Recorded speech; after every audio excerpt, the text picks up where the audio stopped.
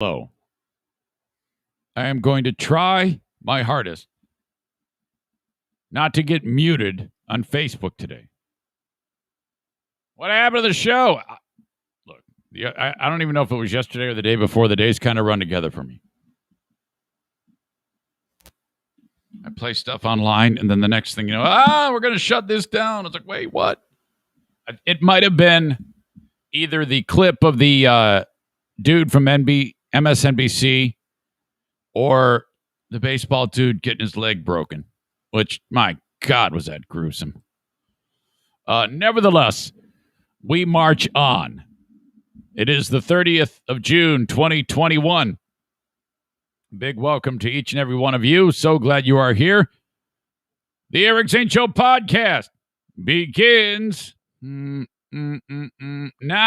Hi, I'm Sarah Rook Ruck Roosh, and I listen to the Eric Zane Show podcast because he's an idiot, swears like a trucker, loves puppy dogs, and gave away a kidney. Now here he is, Eric Zane!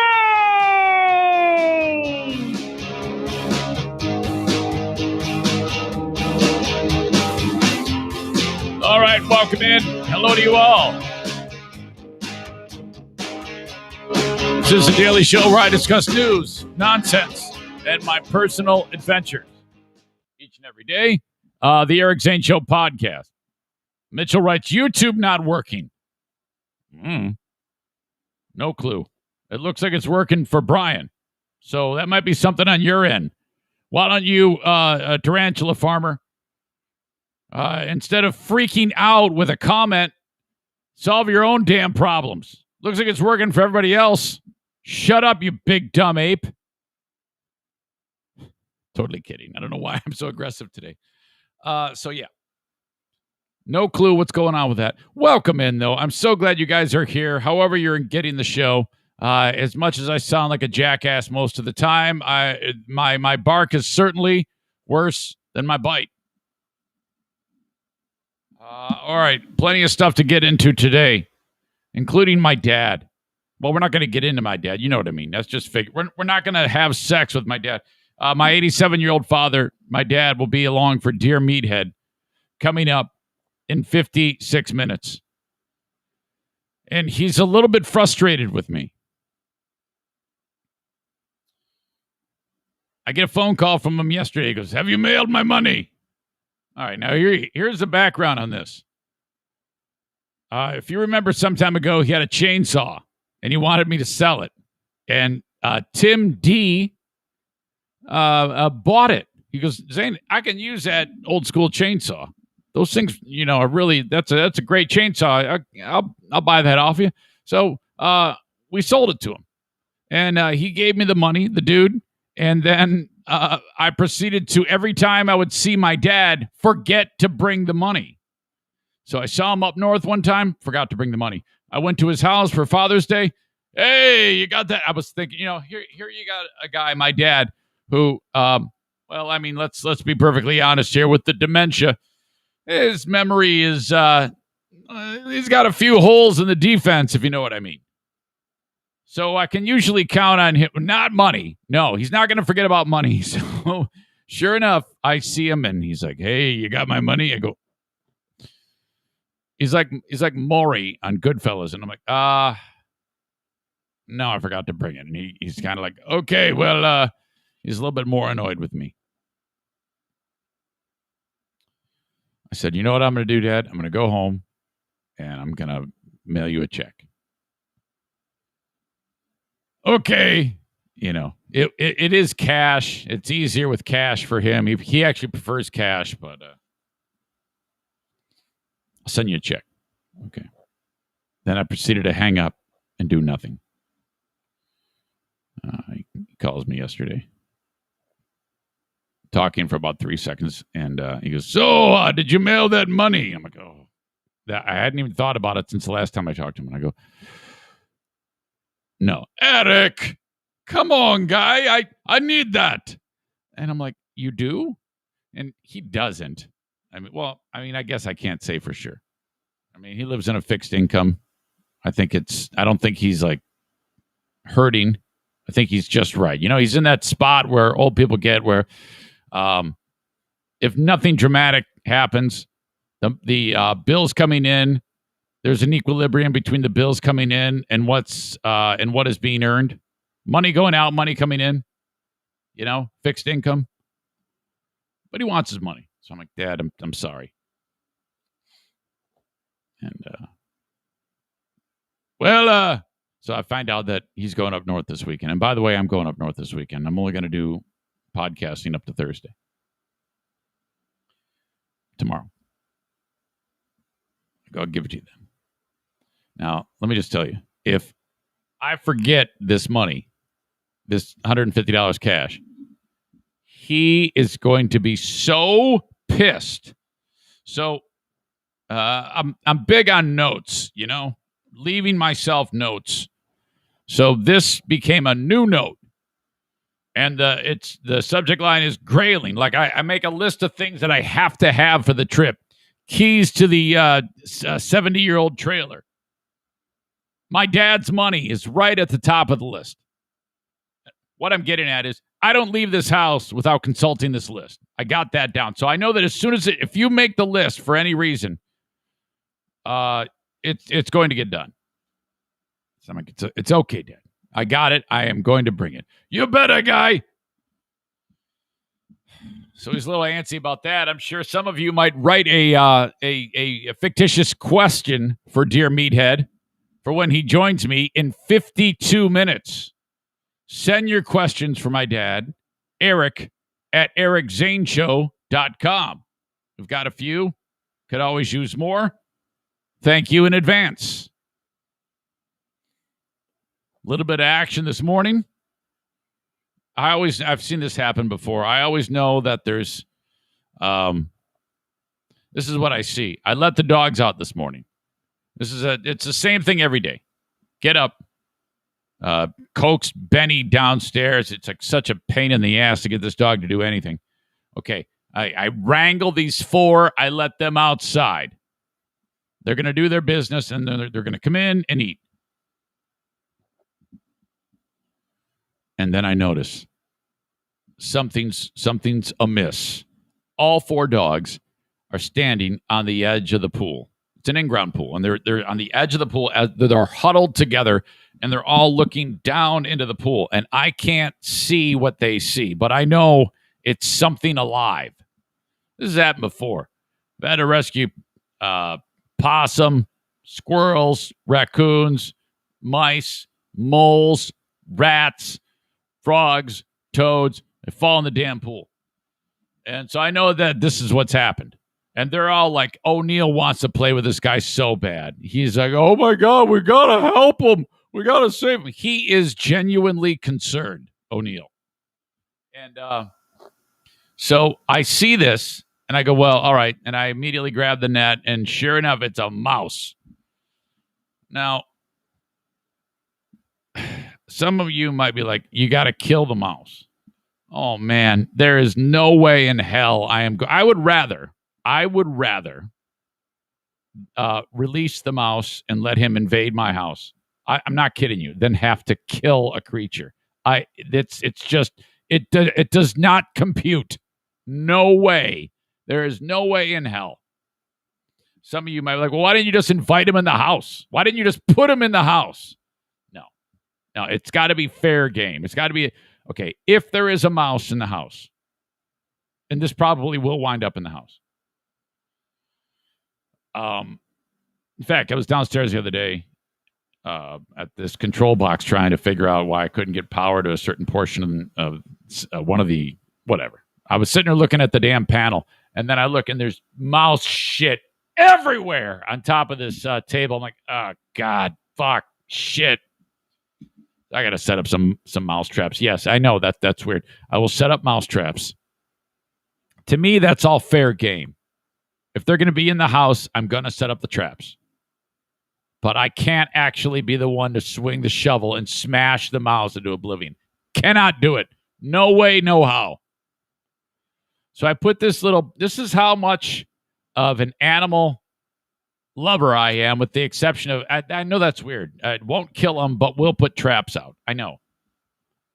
The mouse is soaking wet, and I put him on the grass, and he's shivering. He's so cold. And I'm like, oh, fuck. So I swear to God, this is embarrassing. No, I don't think it is. I think it's good. I went in and got a blanket, not a blanket, a towel. And I come back outside, and the mouse is shivering, and he doesn't want to move. He's a little bit shocked, He can't believe this just happened.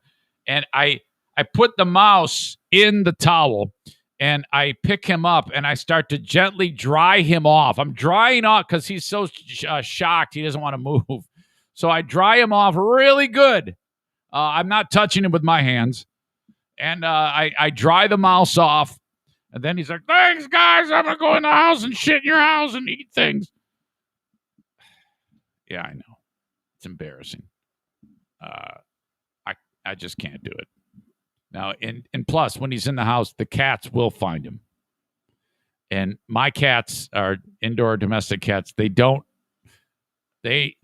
will do everything but kill them. They will just play with them to death, which is even worse of a death for the mouse. The mouse is like, if I had to choose between a quick death from a cat, outside feral cat eating me, or a mouse trap, or being played with to death, I would take anything but being played with to death.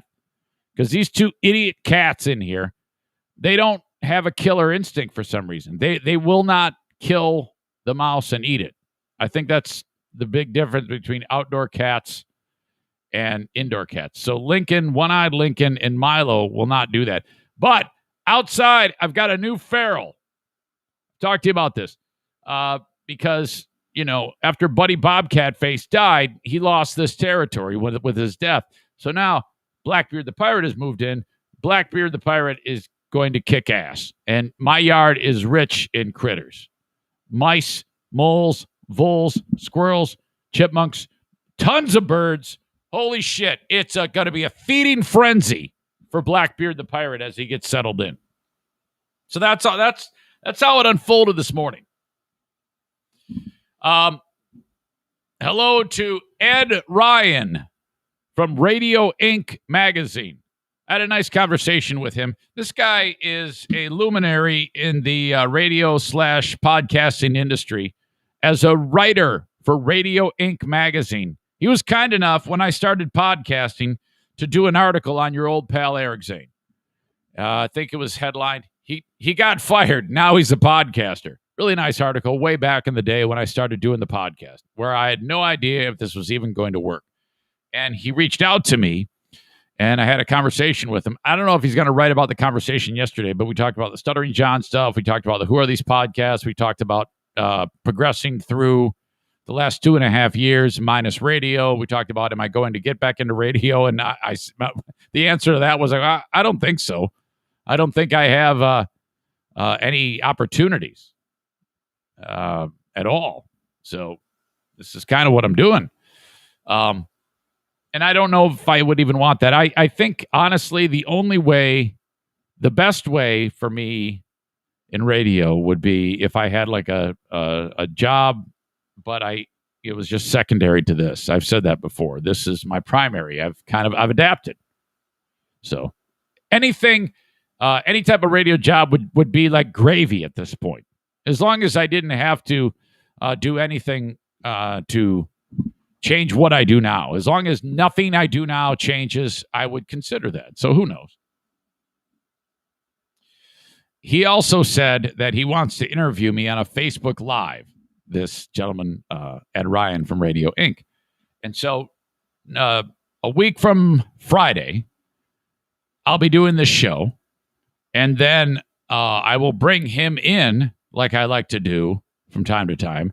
And he will so I'll have him on my show on all my platforms, and he is going to have me on his platforms. It's directed more towards people in the radio industry. So it's almost like he'll be interviewing me on my show and that type of dialogue. So it's going to be way different. That'll be at 9 a.m. a week from Friday, kind of like in the middle of our show now. But it was good talking to Ed. Knowing that there is at least a little bit of interest in what the hell I'm doing, You know what? It helps the old brain for your old pal Eric Zane, because I sometimes am like, well, I mean, Jesus, everything's right. For some reason, I get negative thoughts in my head. I start to think, oh, you're nothing but a loser. But we'll see.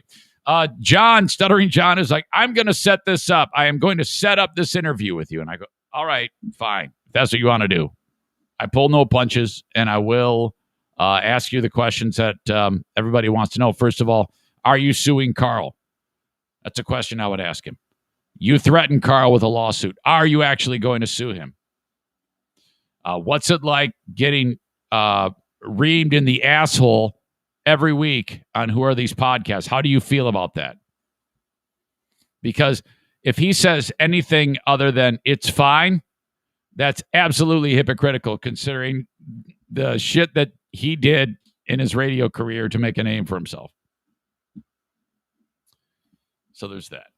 Whether or not he goes through with that, I don't know. But he slept off the drunkenness that he indicated he had the night before.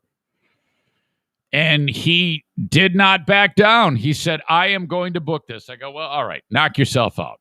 If you do it, great. If not, that's fine too.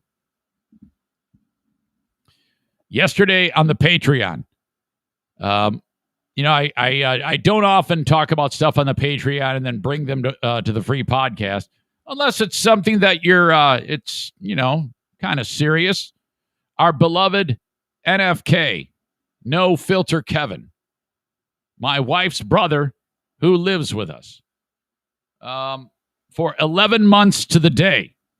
It was July 30, 2020, that the other half of the Doobie Brothers, my wife's brothers, David, passed unexpectedly in his sleep.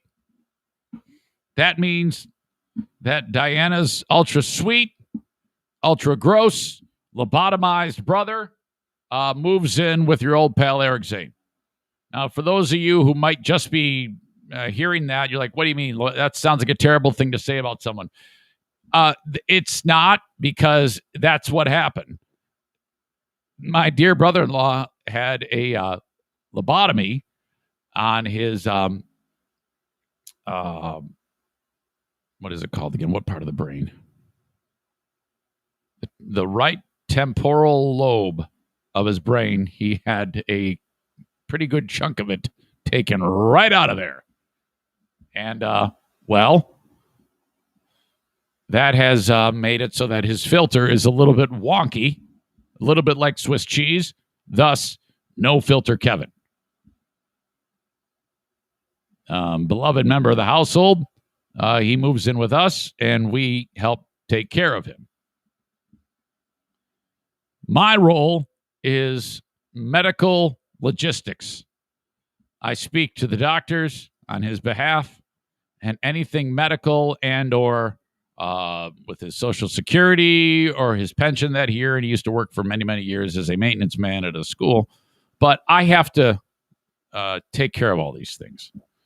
So his sister, my wife, said, okay, I'm not losing another brother, and he hasn't been to the doctor in years. So we got to get him up to speed on all these things. So you got to take care of this. Okay, great. So everything from his feet to his neurologist to his general family doctor, he had none of that when he moves here. Okay, so, and he doesn't like going to the doctor, so I have to handle all this stuff. No problem. Great. So we have gotten quite involved in getting his medical care up to snuff. And frankly, the doctor said he's actually in very, very good health. He's 59 years old, but he has this issue where the legs and the hands and the arms and the feet, they don't work like yours and mine. There's deadened nerves. They don't work at his hands, like only the thumb and the index finger work. And there's all sorts of little bits of wonkiness that we have to take care of. So we're trying to track that down. And the way it, of course, goes is you got to go to your family doctor. And he goes, oh, okay, I'm going to refer you to this guy.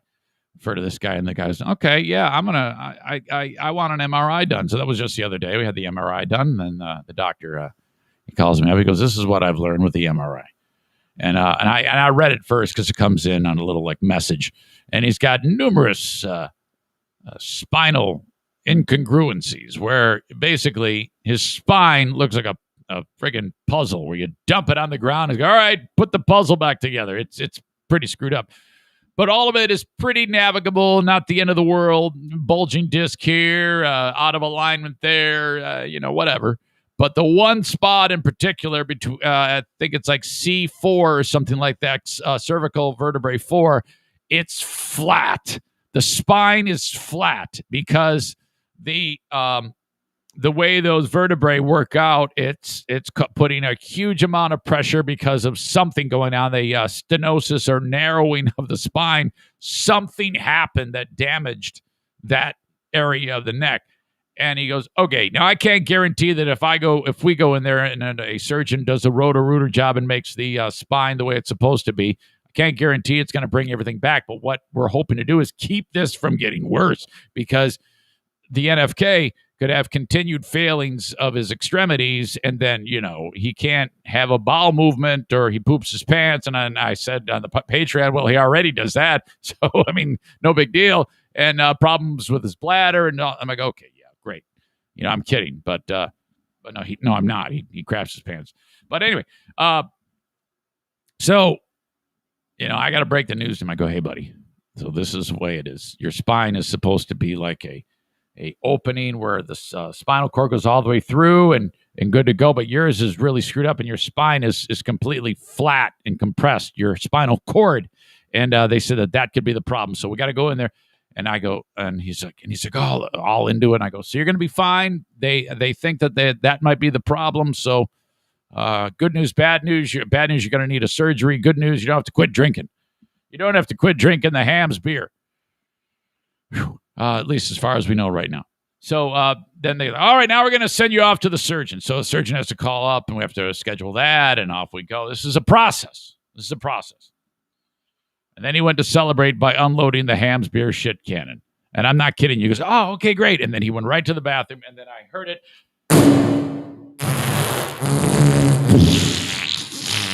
The creamiest of blasts yet. And I'm like, oh my God. And it was bad because he got out of there and he went right to the spot where the cleaning chemicals are and grabbed like the friggin' Lysol and the paper towel, and he heads back in. I go, you're learning. You're cleaning it up. Thank you.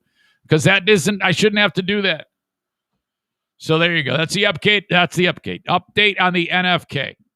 The multi-talented NFK. So sweet, so kind. Thomas says, is this, didn't you rip a fart in the car that destroyed him? In fact, Thomas, I'm so glad you bring that up. I told that story, probably the best retelling of that story, 1 week ago. Does anybody remember what day that was so Thomas can go back? I'm not telling it again. Yes, that is the guy. The hot zester. Oh. Very good.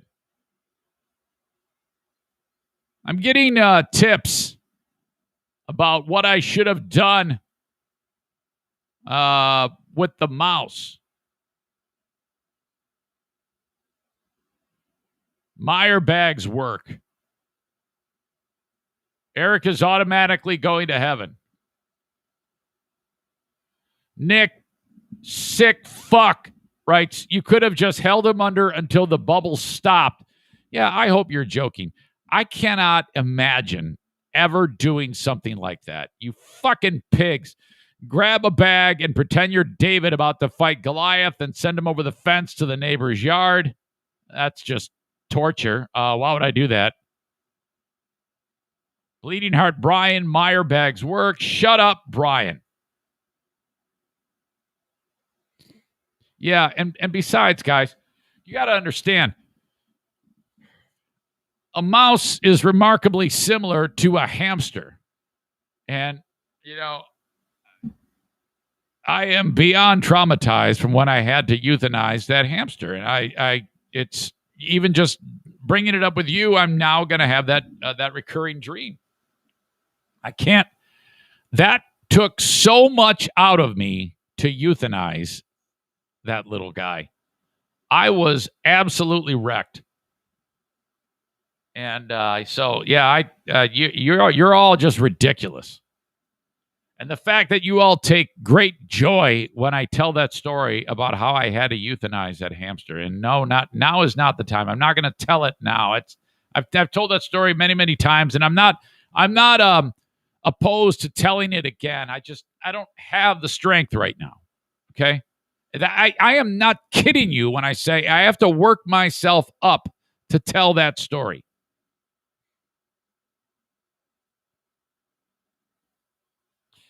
Okay.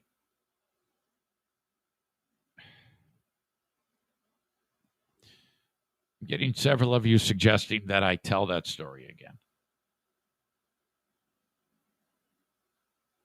Kenny writes, euthanize, put in a bag, and throw at tree. Yeah, that's euthanasia, idiot. Death because it is dying. You want to end it quickly. That is the definition of euthanasia. But you're too stupid to understand that.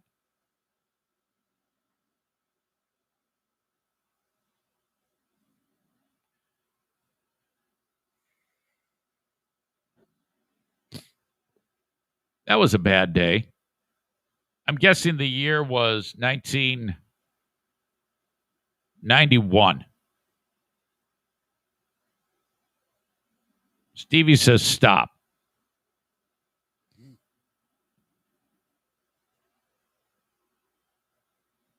Adam says, been here over a year, never heard the high-impact hamster story. All right, I'm going to tell the story.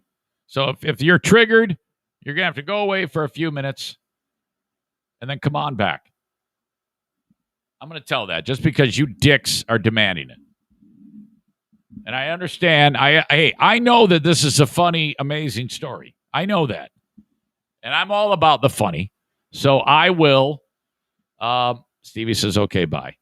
Yeah, you're just going to have to come back. You know what? I'll send you a text, Stevie. I will send you a text when I'm done telling that story. Hold on a second. Hey, Siri. Uh-huh. Text Stevie. What do you want to say? I will text you when I'm done telling this story. Period. I love you forever. Period. Your message to Steve I says I will text you when I'm done telling the story. I love you forever. Ready to send it? Yes. Okay, it's sent.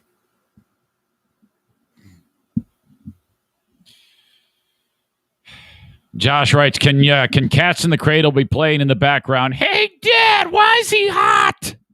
Now, this isn't that story. But thanks for bringing that one up too, idiot.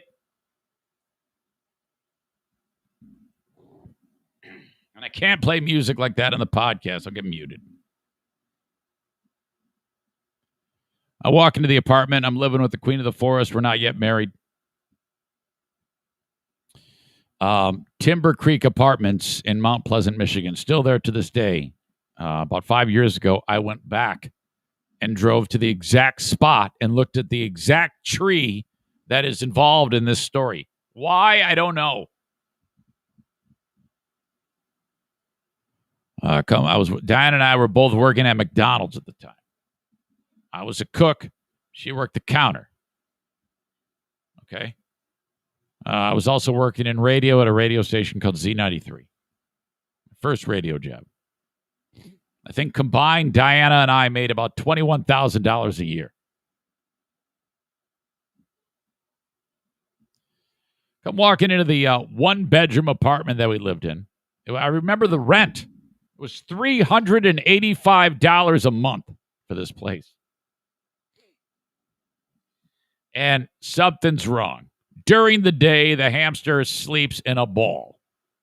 For him to be sprawled out and awake and panting is not good. All right? And I go, whoa, what's up with this guy? Hey, guy, what's up with this guy?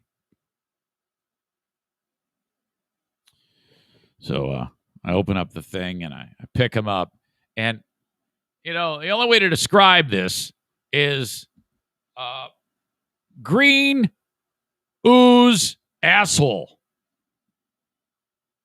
There is a green ooze leaking out of his asshole. Now, I am not a vet, but only an idiot would not be able to figure out that this is a terminal case of death. You won't survive if you're a little, and they only live like 2.5 years. I cannot, shit. And he's in great discomfort. So what the fuck, man? I just can't do it. I can't just let him die. I got to actually speed this process up. Now, I don't know why I thought that I was just a mess. So I started to drink. And I said I need to be drunk in order to carry this out.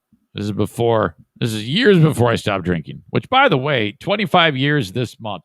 I don't know what day of the week or what day of the month in June that it was, but I'm now past 25 years. Incredible.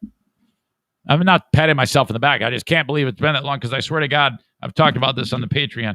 I have had times where I've thought I've drank, like heavily. And I've gone for days after thinking, you blew it, but I didn't. It was just a dream. Really strange. Well, this is well before that, so let's drink. MGD, Miller Genuine Draft. After midnight, we gonna let it all hang out. Glug, glug, glug, glug.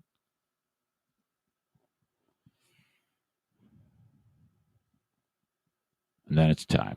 Now, my first plan was I'm going to put him in a box, cut a hole in the side, and attach him to the exhaust pipe of the car and give him the old carbon monoxide death. But there's a lot of weird, there's no way that was going to work. He's probably going to catch on fire. I mean, seriously, this is a bad idea. So I abandoned that. I'm just going to put him in this plastic grocery bag with the little hoops for handles, and I'm going to go out into the area. It's like this little patch of woods, and that's where he's going to meet his fate.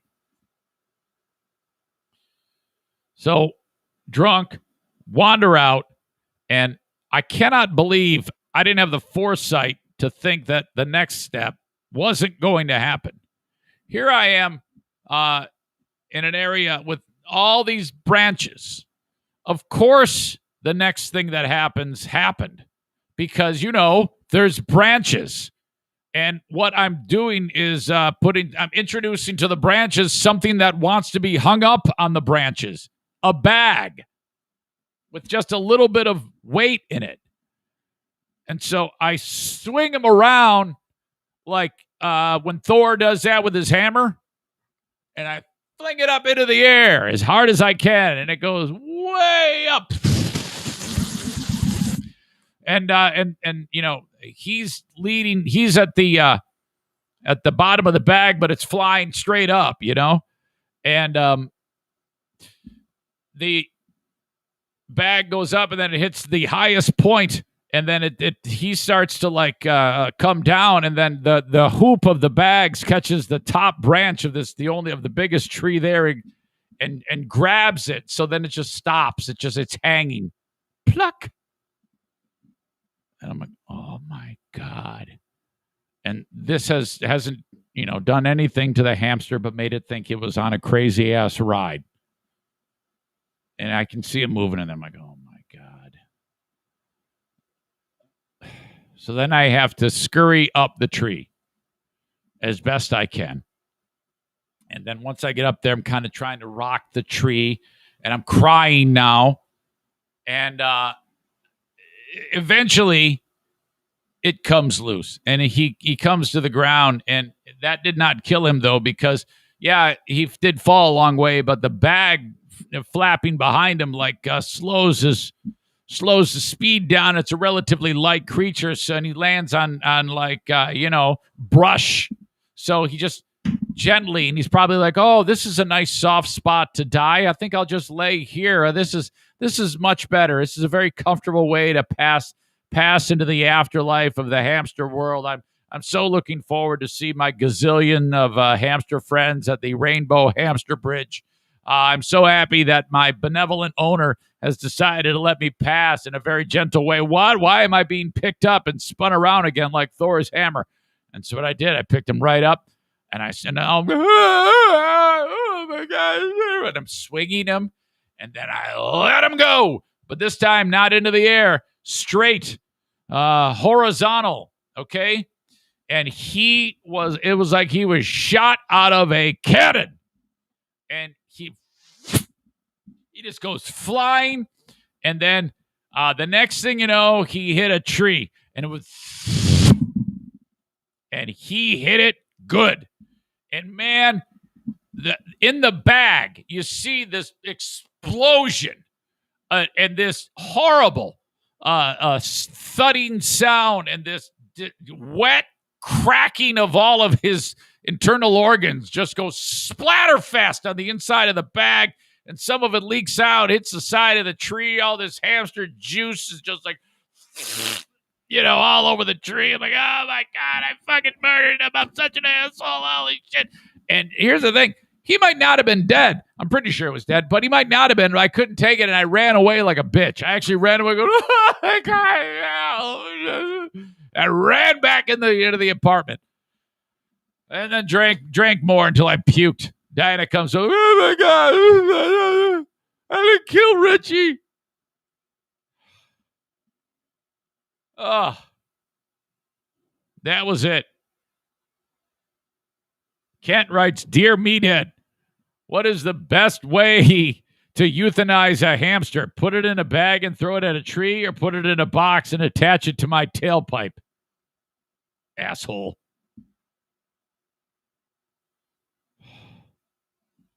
Dirk writes, is he okay?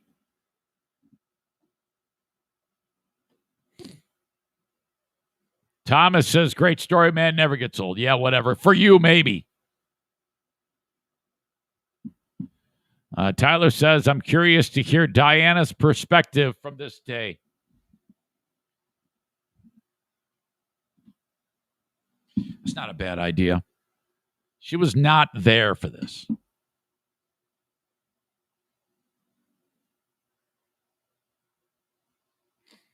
right.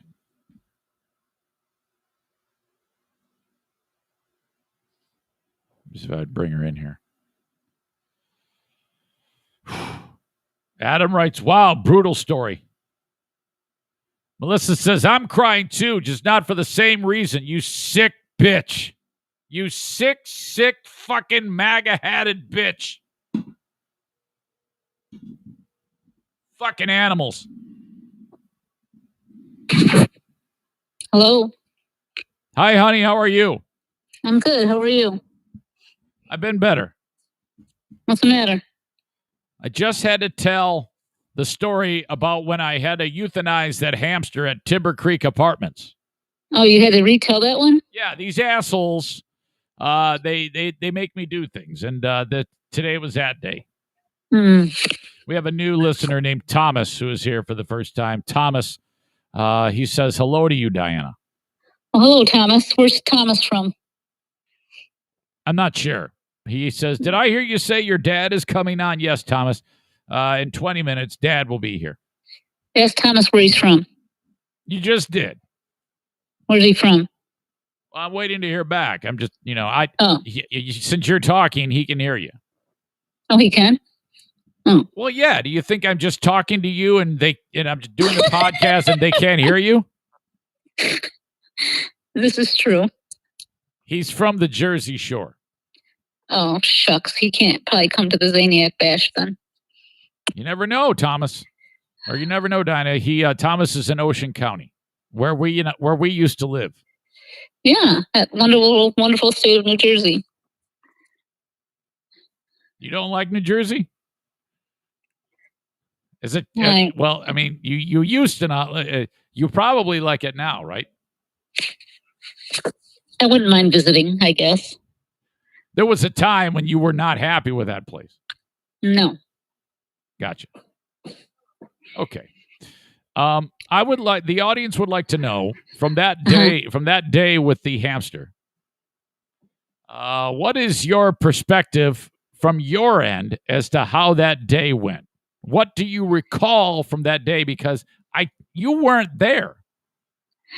No. But the only thing I remember, and I don't remember it real clearly, but the only thing I can remember is he was like suffering, but wouldn't die. I think we even took him to the vet, didn't we? No. Oh, I thought we did. But he was suffering and just would not die. That's all I remember. And then I remember you having to do the deed to get him out of suffering. I had to euthanize it, but you were not there, and I drank. Do you remember you coming home and seeing me or interacting with me in any way? Not really. That's so long ago. I don't remember. It is as vivid now to me as it was the day it happened. Really, I do remember going like for walks or going out there and seeing the bag hanging. Well, like in the spot, like in the tree, yeah. Well, I don't. I avoided that, so I don't recall that. Yeah, it was bad. Yeah. Wow. We weren't even married then. We weren't? Yeah, we were. Oh, no, we were because, okay, I had, then my timeline is screwed up. I said 1991. It couldn't have been 1991 because we were married. We were married when we lived in that house prior to Timber Creek. And then we moved. Okay, so I'm guessing this was 1993, 1994. Because we were married in 92. Yeah, but did we buy that house before Jim was born? We bought the house and moved in right at the time Jim was born. That was way down the road. So that was 95. Right. Yes, this was probably, So that was probably 93, 94. I have an urge to go back to Midland and buy that damn house. I want that house that we lived in. I actually had a dream about it the other night. Really? I don't know why. I have a real, for all of the homes we lived in, I wish I had them. All the homes? All of them. Every single one of them. Even the one in Tennessee?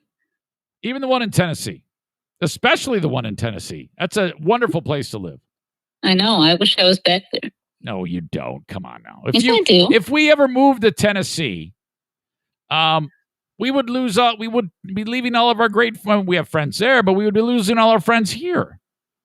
I mean, we'd be separate from them for a long period of time. I don't know if I can handle that. Our roots are so deep where we're at right now. This is true. People wouldn't allow it. Can you imagine trying to explain to Sherry that you're leaving her? She'd have a heart attack. I know it. Well, we could just make that our, like, when we retire, we can just make that our, like, we can go there for like a month. Show scumbag Dean writes, "What about me, Pooh?" What about him? Oh, about leaving him? Yeah. Yeah, I couldn't do that. What do you mean you couldn't do that? Couldn't leave Dean. Come on. Yes, you could. The fuck? Are you guys having sex? No.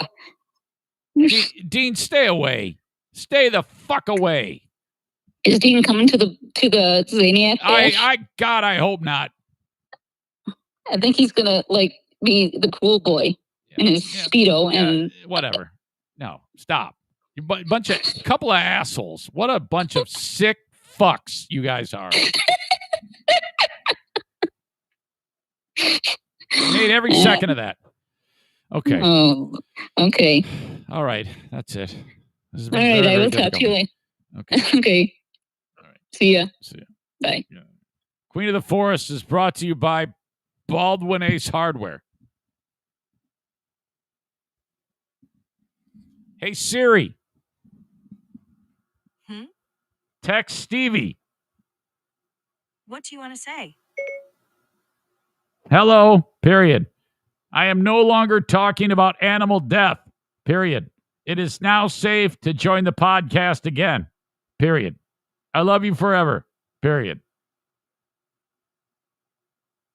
Your message to Steve I says, hello. I'm no longer talking about animal death. It is now safe to join the podcast again. I love you forever. Ready to send it? Yes. Okay, it's sent.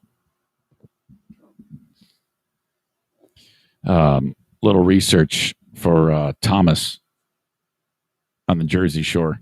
Where in Ocean County? I mean, I know that place like the back of my hand. So where are you in Ocean County, New Jersey? You realize I'll be in New Jersey in a few weeks. You can be part of our Zaniac, New Jersey get-together. Details forthcoming. How did you discover the show, Thomas? Take me through that. You know, that's the hardest part of this. Brick, New Jersey. How in the, I mean, you know, he says, dude, WTF, FBHW. You know, I mean, I know you know me from FBHW, but not everybody knows about the podcast. So did you know about the podcast and just suddenly just decided I'm going to check it out? Or did you just stumble upon it? He says, I met you several times. Well, I can't remember that. He gives me his address. He actually gave me his address. He answers yes. Well, I asked you several questions. I can't know what your one-word answer, what that applies to. Would you please give me actually a description as to how you started joining me on the podcast, more than just a one-word answer, Thomas? I don't even know why. Why am I bothering to ask this? I'm such an asshole. I met him at a live show at a place called River Rock. Welcome, Thomas. And to anybody else who happens to be getting the show for like the first time or the second time, or you just don't come here that much. All right. I am inviting you to go to my website, ericzaneshow.com, and shop for a t-shirt. Thank you so much. Every little bit helps, and I love people wearing my t-shirt.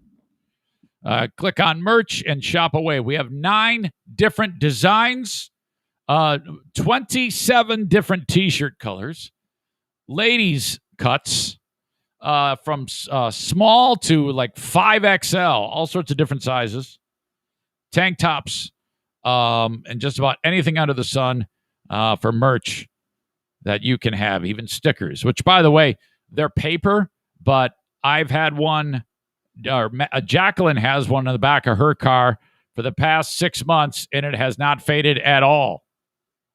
Though a paper sticker, it seems to have a real bit of staying power, and they're only $2.50, for God's sake, for a sticker. So there you go. All at ericzaneshow.com. The open of this show is brought to you by Horizon Hydroponics, Horizen, hydroponics.com for your growing season and anything at all that you need for a bountiful harvest of lettuce, tomatoes, onions. Maybe you like the best flowers or the biggest, best cannabis around. Horizon Hydroponics is all you need. These are experts who work there who know everything there is to know about an amazing harvest. Any type of advice you need, Horizon Hydroponics. Now, a lot of people, through their online platform, buy it that way, and they save 10% when they use the coupon code Zane Show. Shipped anywhere in the USA for free for orders $250 and over, and some of this stuff's pretty pricey, so it's pretty easy to get $250 and over. So I suggest you save up your shopping list and buy it all at once. Get over that $250 threshold. The shipping is free. Again, coupon code Zane Show at checkout. You can also pick it up at one of their brick and mortar locations and still save 10% with the coupon code Zane Show. So if you want to buy it online and then pick it up at either the Alpine store in Grand Rapids, the Growers Outlet in Byron Center, Kalamazoo, Michigan, or Lansing, Michigan, you can do that. And as always, call ahead if you need advice as to what to buy. You can do that. Or just go into the store, say hi, and pick their brain. They're fun to hang out with and just say hi to and shop because they're usually listening to some jam band like the Allman Brothers or the Grateful Dead or Fish or Widespread Panic. It's cool music, cool people. Awesome. Horizon Hydroponics.com. My pal Joe Martinez at A&E Heating and Cooling is, he's amazing. And this is really simple. If you need a new air conditioner, or maybe your first air conditioner, you're going to upgrade your home. You're increasing the value of your home right there with that. And your house is going to be absolutely awesomely cool during these warm summer months, and you are in West Michigan. Consider this. Call 2 other companies and get an estimate. This will all take you a few days, work out the logistics of people going through your house, checking it out. Each of these people, these 2 companies, are going to give you an estimate. Have Joe come in last. He'll beat it. If he doesn't, say, hey, fucker, Eric Zane said you're going to beat this one. And then he will. It's that simple. So you're getting the lowest price possible, the most professional service there is, installing the best equipment, Comfort Maker brand of furnaces and air conditioners, and you're helping a show sponsor and helping me. It's that simple. That's how it works. All right? Call or text 616-516-8579. That's 616-516-8579 for Joe Martinez from A&E Heating and Cooling. I want to play for you the audio, and for those of you enjoying the live stream, the video of what I described for you as my interaction with professional wrestler Keith Cream. Keith Cream walks out on Sunday night. I'm sitting next to Ben Glaze, Stu McAllister, Jeremy Enrico. Keith Cream has been tipped off that I am there, and he's going to talk shit to your old pal Eric Zane. I was not expecting this. In fact, I reached out to Josh Raymond, who runs Independence Pro Wrestling. I said, I'm going to talk shit to all your wrestlers. Well, Keith Cream is not about to be intimidated, because he walks out and he makes a beeline for your old pal Eric Zane and starts talking shit about my nose and making me uncomfortable. And so I have about a 2-minute clip that I'm going to play for you. And the audio is not going to translate as much as I'd like it to, but that's okay, because in the show notes of this podcast, I'm going to put this exact clip for you to check it out. Okay, so you're going to have to bear with it. Yeah, there is some of it that will translate. Like, he's making jokes about my nose, but when the physical things happen, you won't be able to tell what's going on. All you need to know is that he walks out, he walks up to me, starts talking shit about my nose. I'm uncomfortable, okay? And then as that goes, he then gets in the ring, talks more shit. He's wrestling Colonel of the Clapping Butt Cheeks, whatever the fuck he is, the dude with the afro. And then there's a moment when the Colonel does some crazy maneuver on Keith Cream. He goes flying out of the ring and sits on my lap, which is just the grossest thing ever. This hot, sweaty, 205-pound, built like a damn fire hydrant man. He's like 5'1", 205 pounds. Sits on my lap. I push this little pig away, and then the Colonel comes flying at him and hits him, and he goes flying right back into me. It was terrible. All right. So let me share the screen with you so you can see how this shit happened. Thank you to the folks at Independence Pro Wrestling for posting this nonsense. All right?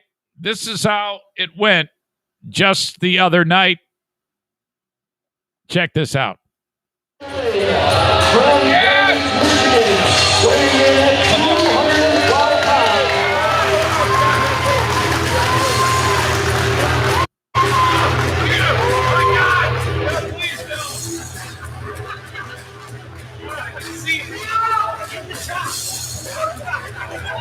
I didn't want to see his dick. It was right in my face. I can't stop looking at humongous.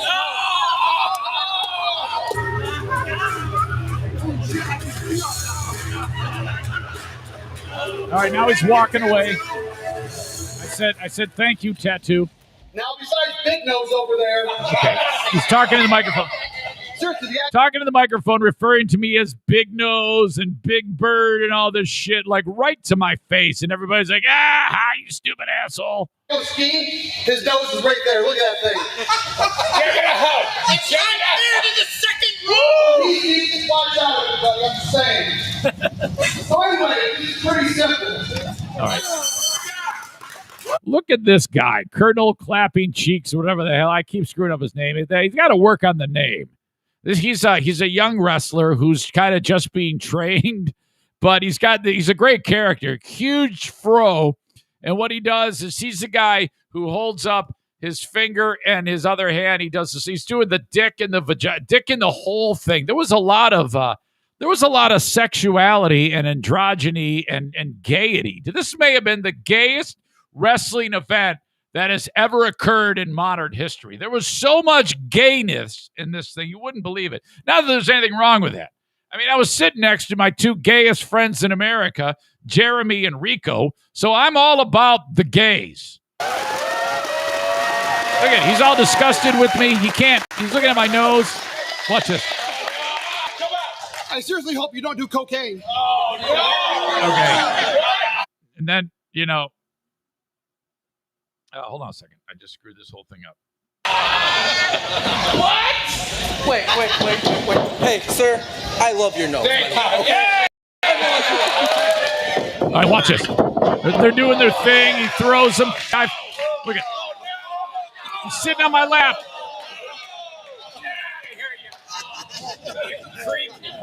Get out of here, you creep. Watch this. Oh, no.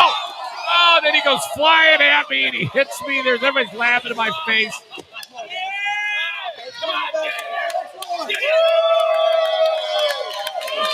Get out of here.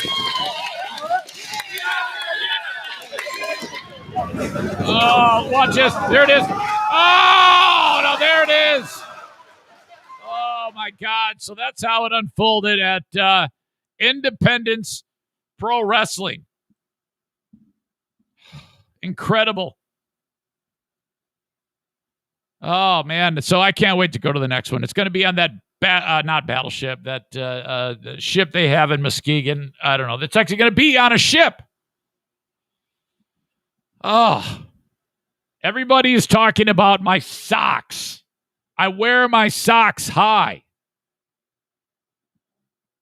They're like, God, you look like you're 100 years old. I say, well, I like wearing my socks high. That's what you do when you're as old as I am. You got to embrace that shit. You can't. There's nothing worse than a person who tries to. I don't think socks make you look young. By the way, I don't know why I'm trying to position this in any way, shape, or form. It looks ridiculous. I wear my socks like a jackass. All right. So on the audio podcast, it's already up actually. At ericzaneshow.com. But if you want to just check it out, I'll link it up in the show notes of the podcast. Dirk writes, is Stu okay? His skin tone looks about as gray as your hair. He's not outside much. He's always like working. He's driving a stupid vehicle, delivering the Dippin' Dots. So I don't know how much sun Stu gets.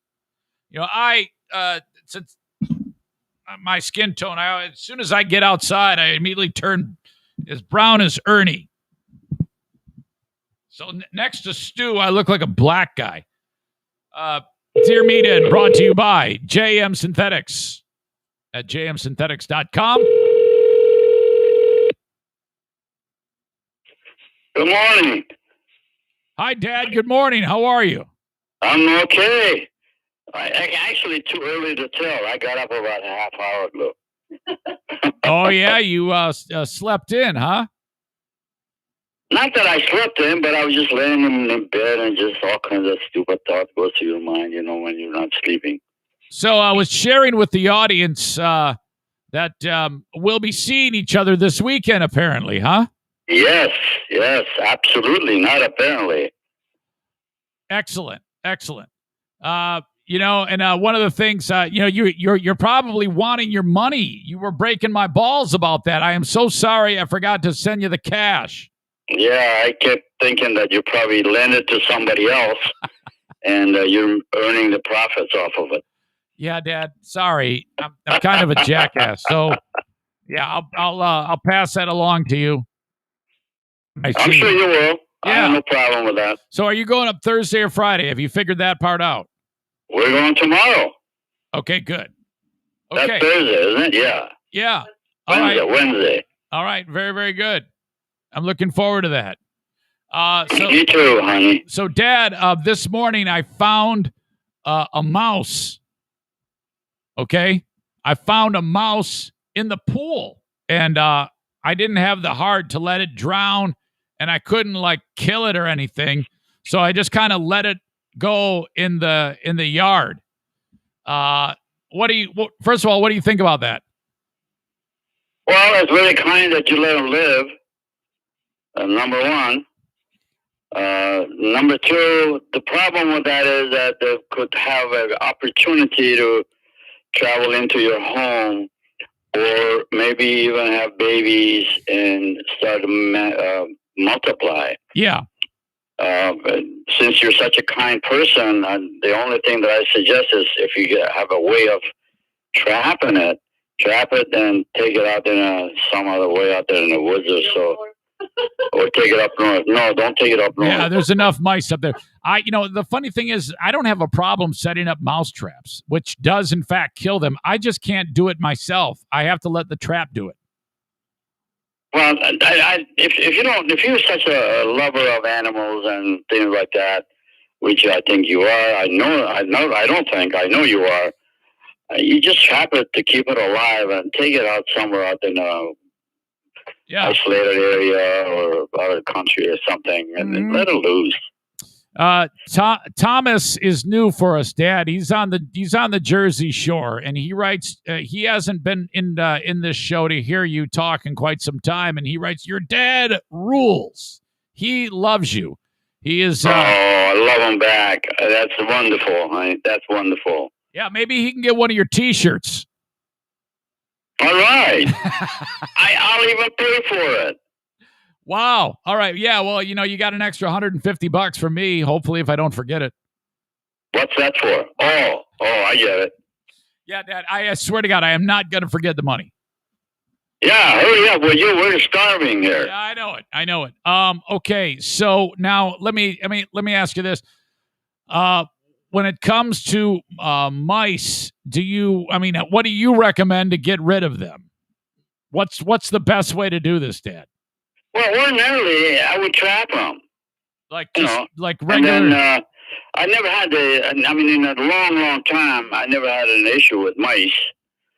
So I don't remember how it went in the years past, but I never had a big deal with them. I don't think I ever caught one around the house.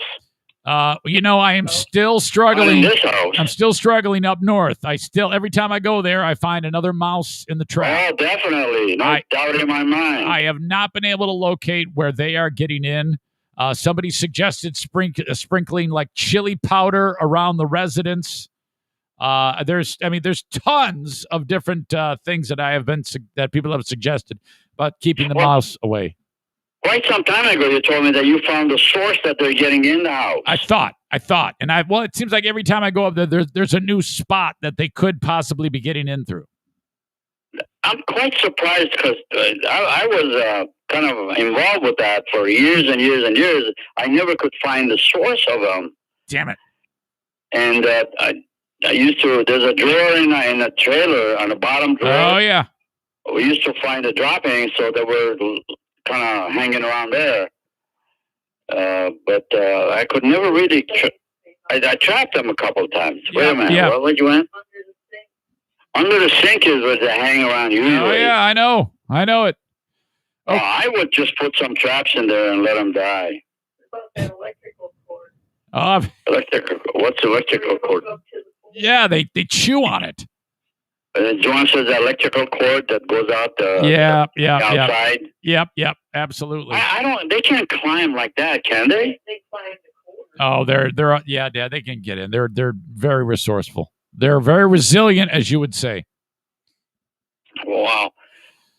Maybe on that pole that they're going up, you put some kind of sticky thing that they get their legs caught on there. They get stuck. Sticky things on the pole. on that wire cord, you know. All right, so put like glue on the power cord. Right, glue. And let them die. I mean, hey, that's come on. Like, kindness can go so far. Yeah. All right, I got it. I'm going to write this down. Put glue all over the incoming power line. Right. And you have an area, because I know there's two ends of that trailer. You got a connection of wires, don't you? Yes, absolutely. So grease them up, or glue them up. Yes, glue. All right, I'll tell you how it goes after I pour glue on the power cord. Yeah, well, of course we'll be out there. We're trying to put different traps. I don't know if Joanne is sold on your idea of gluing the power cord. She's cracking up. She thinks it's a laughing matter. Yeah, it's a serious business. All right, Dad. Andy writes this. Dear Meathead, my friend Jake always wears a Speedo with an American flag pattern when we're on the boat for the 4th of July weekend. How do I politely tell him no one wants to see his package? Love the and then he says that he loves the show and he wants your thoughts on it. So he's got a buddy. He's got a buddy who wears a Speedo. No one wants to see it. It's disrespecting the flag. I see. What do you mean by that, Dad? I mean, to wear a Speedo with the American flag on it. Yeah. It doesn't make common sense. You're disrespecting the flag of the United States. That's my thought. Okay. I would never wear that. Dad, in that vein... Am I understanding what I'm saying? No. I absolutely. I think it makes perfect sense. I was just letting you say it. I have a follow-up question. There was an athlete who, for the Olympic trials, who she came in third place, and they were giving her the medal, and she's going to be on the Olympic team coming up in a few weeks here. And they played the national anthem, and she turned her back on the anthem, on the flag, because you know how everybody turns towards the flag, puts their hand on their heart. Well, she has a problem with racial inequality. So she's black. Her name's Gwen Berry. She turned her back to the flag and said, I don't even want to look at it. This flag does not represent me. What do you think about that during the national anthem? You know, that's about as dumb a comment as I can believe. What do you mean it doesn't represent her or him? That's what it's a her. It's a her. It's a flag of the United States of America. You live in that country under that flag. Why don't you respect that? Just that. I respect the flag of the United States. I treat it really royally when I occasionally, twice a year, I set it up. I didn't do it this year for some reason or other. We were not home. But I will not let that thing even touch the ground. Yeah, I think what she's saying is she doesn't. She thinks that the country is in a bad spot when it comes to racism. The country is comprised of human beings. When you don't agree to do that, what's the difference between you and the guy that deliberately does that? All right. Hey, am I making sense? No, not at all.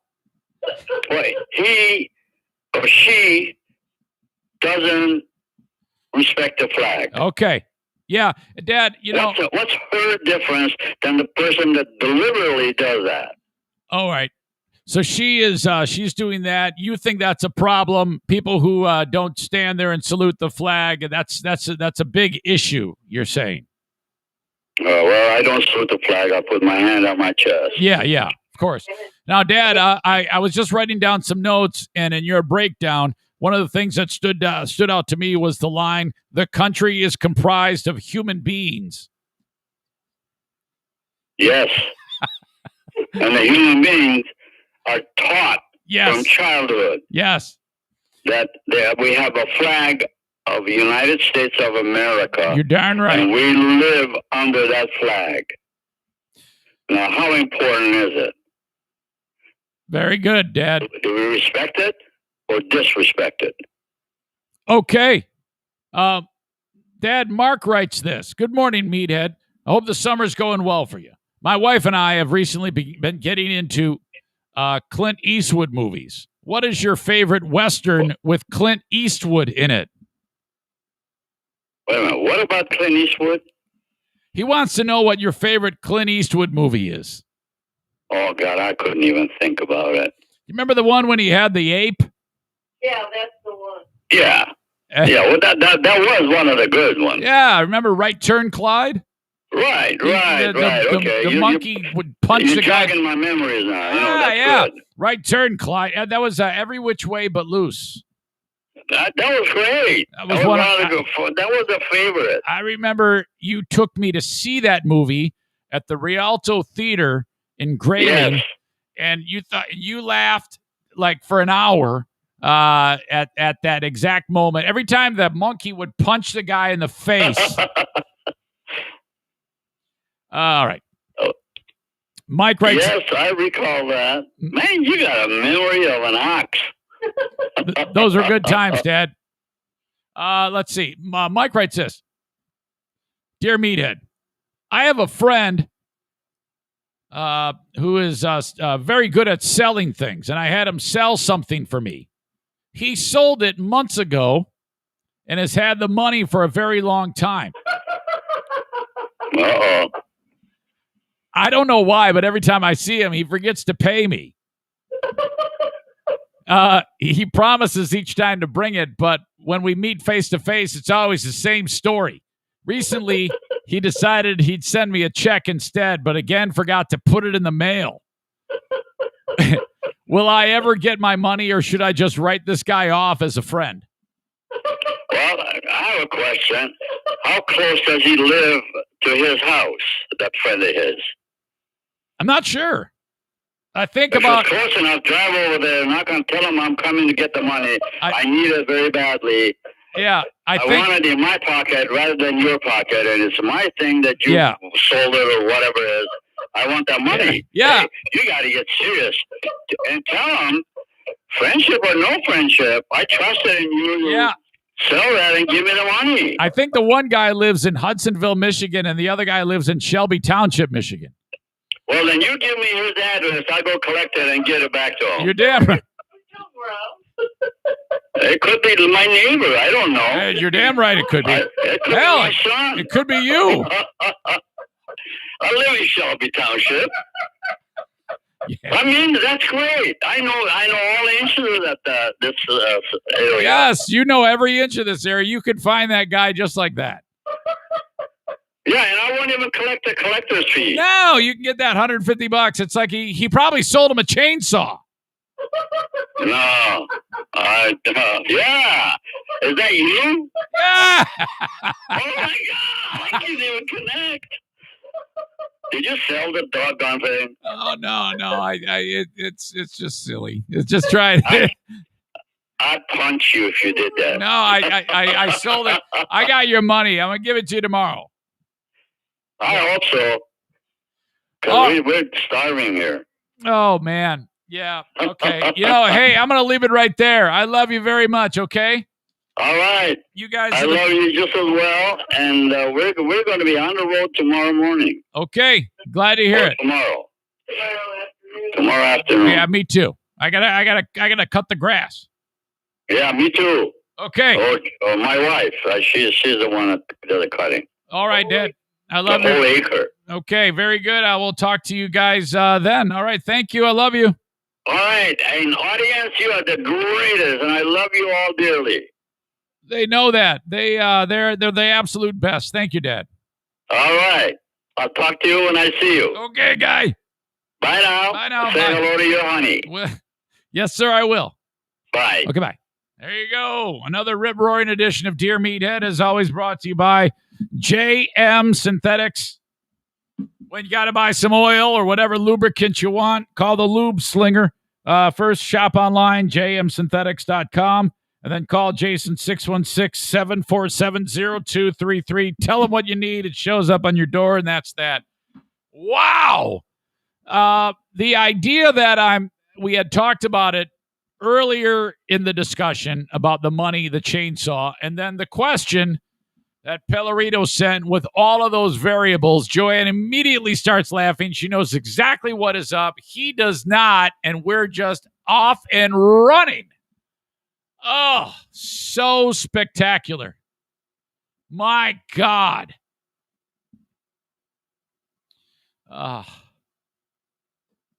Stevie says Joanne's laugh is just what I need today. You're not kidding. That is singularly one of the funniest things in the world when she gets rolling. Tyler says, I like how Joanne gets this, but he's totally oblivious. Kenny says, Joanne is killing me. Kate says, Joanne got that one right away. Yeah, and he's like, oh my God. Oh my God. That's his thing. Oh my God. When he realizes that we're talking about him. Sarah, Rook Racho, my God, I'm dying. Of Joanne cracking up. Not Diana. Joanne cracking up. Why did I say Diana? Cracking up at the background is amazing. Everyone text Eric. Don't forget your dad's money. Referring to my wife as your honey. Dirk says, I'm sending you something. Should be there on Saturday. Okay. Thank you. Hope you enjoyed that. Man. Always one of the highlights. For a lot of you, it's like the best part of the damn show. If I just did Dear Meathead, you'd like, hey, we can do that every day. Hang on. Excuse me. What's up, Brucey boy? This dog is one of the most finicky creatures ever. It is always a struggle to get him to eat. You know, I've detailed this before. Wet food mixed with the dry food, a little bit of water, becomes a gravy, heat it up, actually spoon feed it to him. That doesn't even always work. I think he has like an upset stomach in the morning from time to time. I think he has a sensitive tummy because we got through about a third of the food today, and then he just stopped. He goes, fuck this. I am out. I don't want any more. Walked away. Said, I'm done. And the next thing you know, I go walk into the kitchen, and everything that was in his stomach is now on the floor. Like, dude, come on. Unbelievable. Whew. Okay. Happy birthday to Zaniac Eric C. Eric C., who I see walking from time to time at the area, the hiking trail around the dog park. I see him with his beagle from time to time. It is your birthday, and your cheap-ass friend Brian Momber said, hey, would you say happy birthday to him? He'd lose his mind. He listens every day. And I said, yeah, great. Okay, I will, but no free rides. Why don't you hire me on Cameo? I didn't say no free rides. I go, yeah, great. You should have me do a Cameo for him. Those are always even more fun. And then he says, yeah, I was gonna, but I decided he doesn't like the spotlight. It's like, well,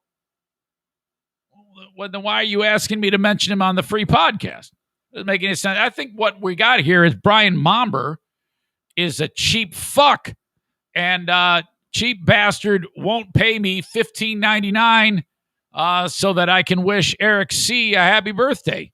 So Eric C., join me in calling your friend Brian a cheap bastard.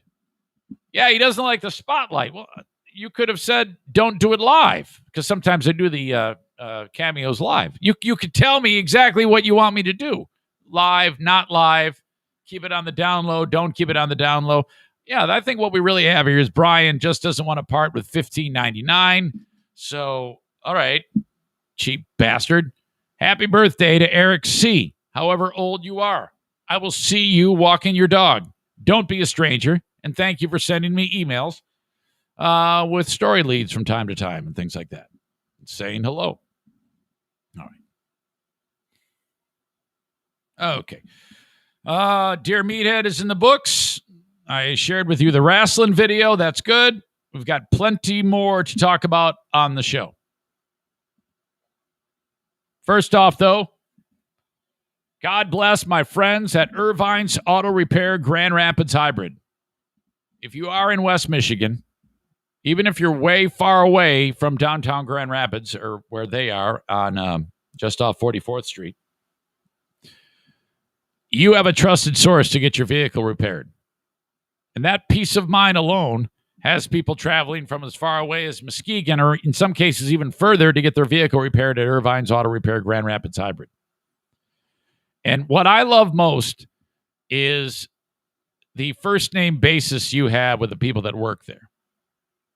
Whether it's Eric, Jamie, Megan, Bruce, or any of the other techs there, it's a family-run business. It's a lady/veteran owned. The lady is a veteran, Jamie, who owns the facility. And she's absolutely amazing. What a great, great business this is. So if you are in and around West Michigan and you have car trouble, call upon Irvine's. And it's spelled E-R-V-I-N-E-S. E as in Eric, R-V-I-N-E-S. Irvines.com. Go to their website, Irvine's Auto Repair Grand Rapids Hybrid and EV. Something else that they specialize in. Hybrids, electric vehicles, and, regular cars too. 616-532-6600. Endorsed by Carl from Who Are These Podcasts. Carl gets his car repaired at Irvine's Auto Repair, Grand Rapids Hybrid and EV. Drops it off all the way from Rochester, New York. Hello again to my friends at Cornhole America.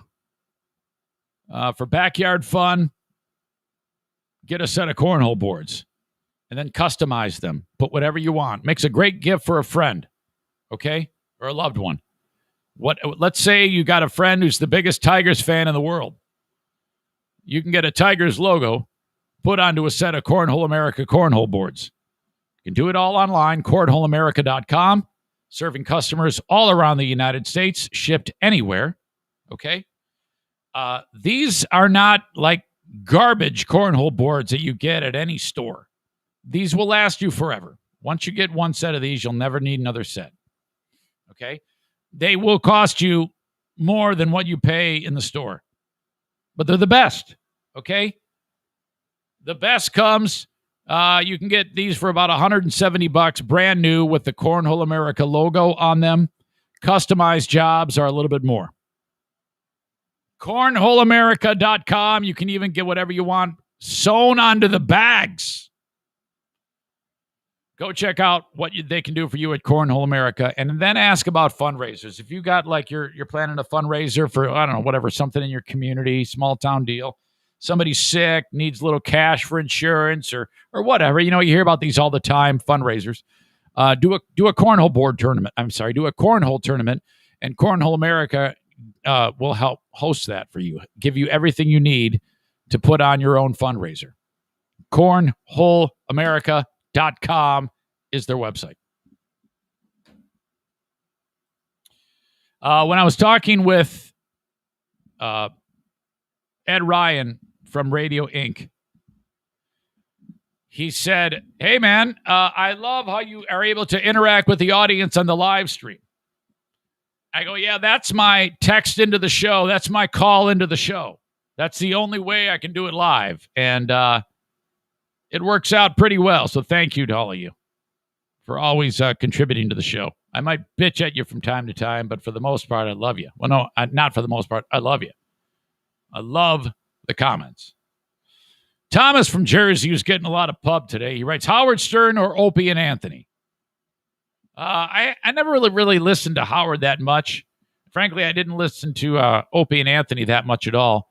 But if I had to vote, I would say Opie and Anthony over Howard Stern. The one thing that always rubbed me the wrong way about Howard Stern was the ego, the arrogance. Everybody sucks. I invented everything. The demeaning nature of him from time to time. Well, I mean, both those shows were demeaning, but to him, it was, I don't know, something a little bit more twisted. I think that guy is fucked up. I think he's a maniac. And I need look no further than the most recent developments about him hating on Ronnie, the limo driver, and all of the bullshit he talks about him just because the guy wants to retire. Howard's just an asshole. And everybody's like, oh, you got to respect me. Fuck that. I don't have to respect shit. I think that guy's a fucking dick. I always have. He can kiss my ass, Howard Stern. Fuck him and his stupid show. And the fucking thing sucks now. Everybody hates his show now. Okay? If you want to get a good read, go to the Howard Stern subreddit. And these are his diehard fans. They hate him. They hate that guy. And now he's taking the whole summer off. I mean, my God, what an asshole. Tarantula Farmer talks about Ron and Fez, Ron Bennington. I have sat down and talked with Ron for an interview I did with him about a year and a half ago, and he's one of the nicest people on the planet, Ron Bennington. Absolutely one of the sweetest, kindest guys you could ever find.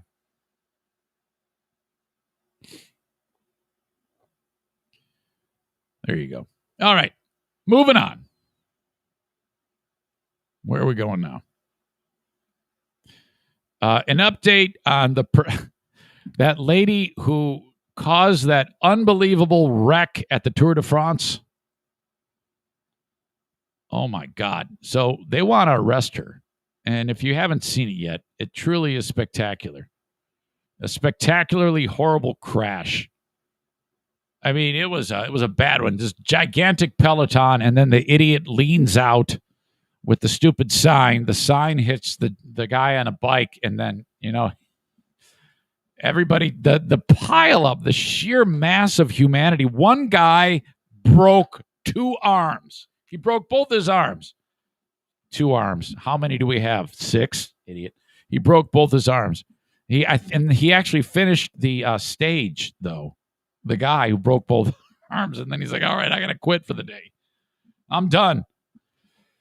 So this idiot, she wanted to say hi to her grandma and grandpa, and holds a sign out, guy falls, and then the cops are like, we're going to find her, we're going to arrest her, and she's in deep shit, and she's going to be sued. Well, I think she fled the country.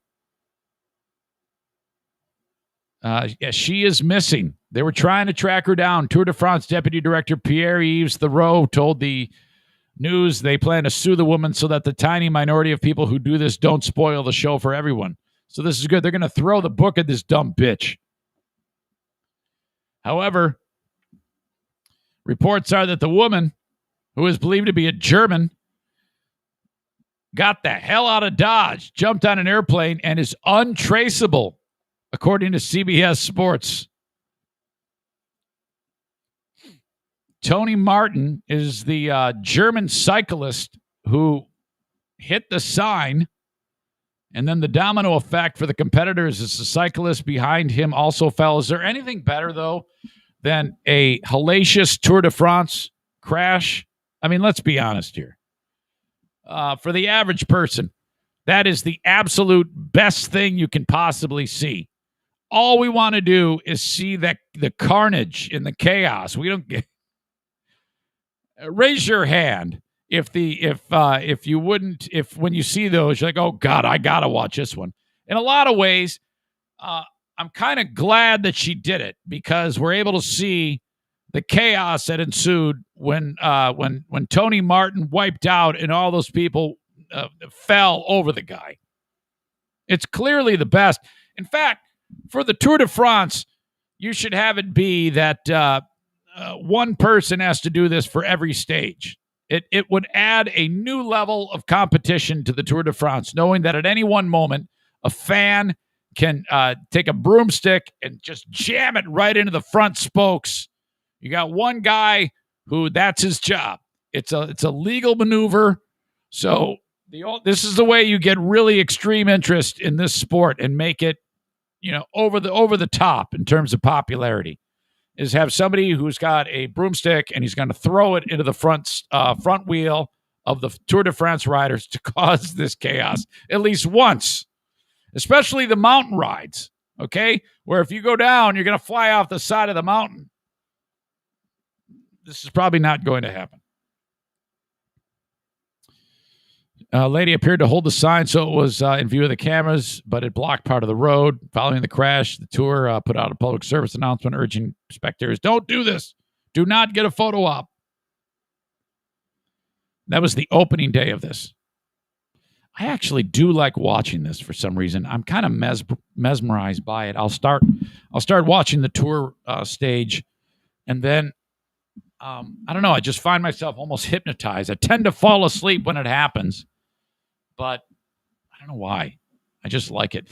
Hey, how do you handle a cyclist in the road? Because there's the right way, which is the way I do it, and then the wrong way, which is the way you do it. And let me explain this. First of all, I'm sick and tired of you assholes getting so pissed off because there's someone on a bike ahead of you. Okay? Whenever people see someone on a bike ahead of them, they immediately get enraged, even if they haven't done anything to enrage them, because they're in front of them and they're going slow. There's a right way and a wrong way to do this. The right way, again, is my way. First of all, assess. Take a look at it. Keep away from this person. Ease up on the gas. Don't go flying up behind them, okay? And don't try to do this. First of all, if you see a car coming towards you the other direction, there's a pretty good chance that if you try to pass the cyclist, you're going to be 3 wide. You're going to be car coming at you, you in the middle, and then this cyclist taking up however much space, okay? It's not easy to keep that thing in a straight line, especially with cars bearing down on them.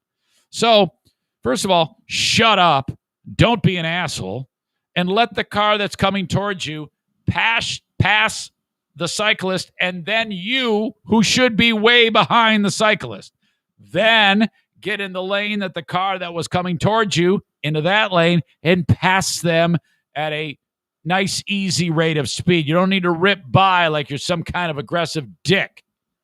Please try to master this, because the guy on the bike, you may not believe this, has a family, okay? And is just out for a bike ride. Now, when you see the Peloton for a group ride, you got to be even more careful here. Okay? Enough with the aggression towards people on bicycles. I hate that shit.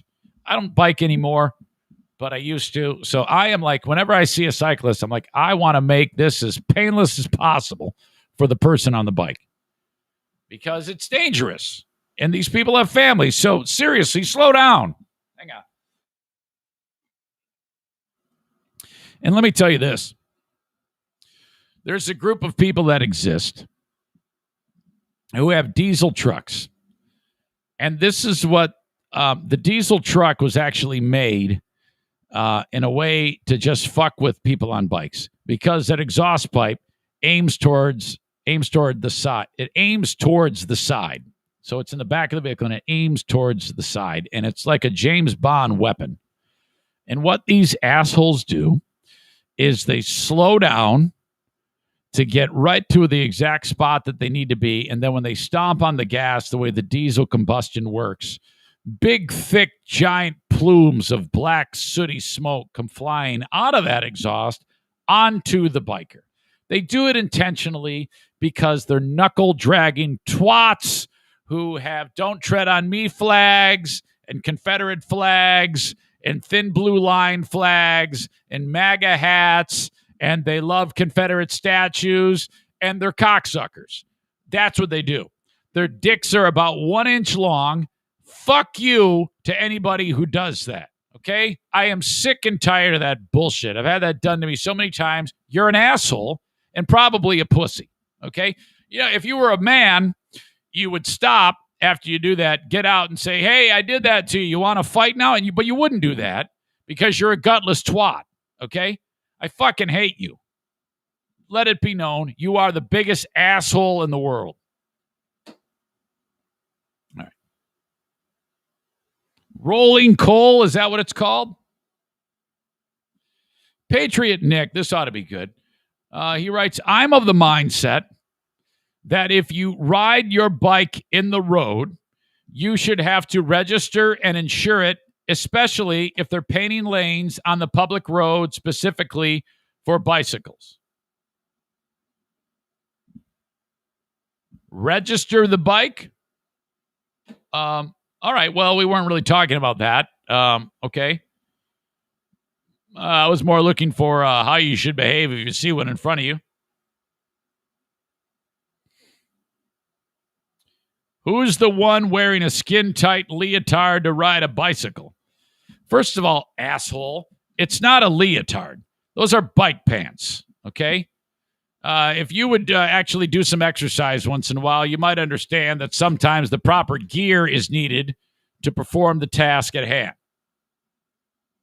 Nick's the only stupid fuck who could take something that we're talking about and somehow dilute it with bikes need to be registered. Do you find that when people talk to you, you go off on a wild tangent and they're looking at you like you're crazy? Because that's what I'm doing right now. Nor is it a unitard, Justin. They're bike pants. Corey says their taxes pay for the road also.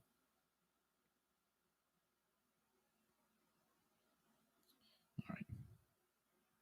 That's where I stand on that. Make no mistake. All right. On to the latest. I'm going to have to share this with you so you can see this.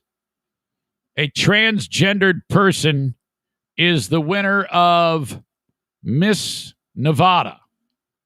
Thank you, Dirk, for sending this along. Cataluna Enriquez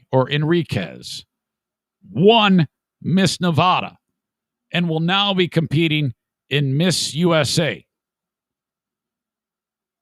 Cataluna was born a dude and is now a chick. I am always intrigued by transgendered people. I'm going to be totally honest with you. I find myself staring here. Whenever I see a transgendered person, I always, first of all, if I'm looking at them face to face, I have to force myself to not stare. And when I say that, I'm not being mean. I'm being like, wow, hey, I can see the dude in you, or I can see the girl in you. I'm like that. And I am all about equality, but I am really intrigued by appearances. And you can see her right now, Cataluna Enriquez. There is no resemblance to a man whatsoever. What you're seeing there is not Cataluna. That is Cataluna right there. Okay? She just won the big thing. She's being interviewed by this person right here. And she's so happy.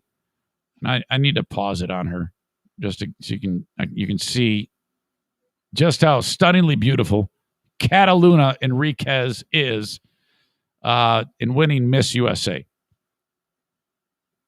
Absolutely drop dead gorgeous. You would never know that this was a dude at one point.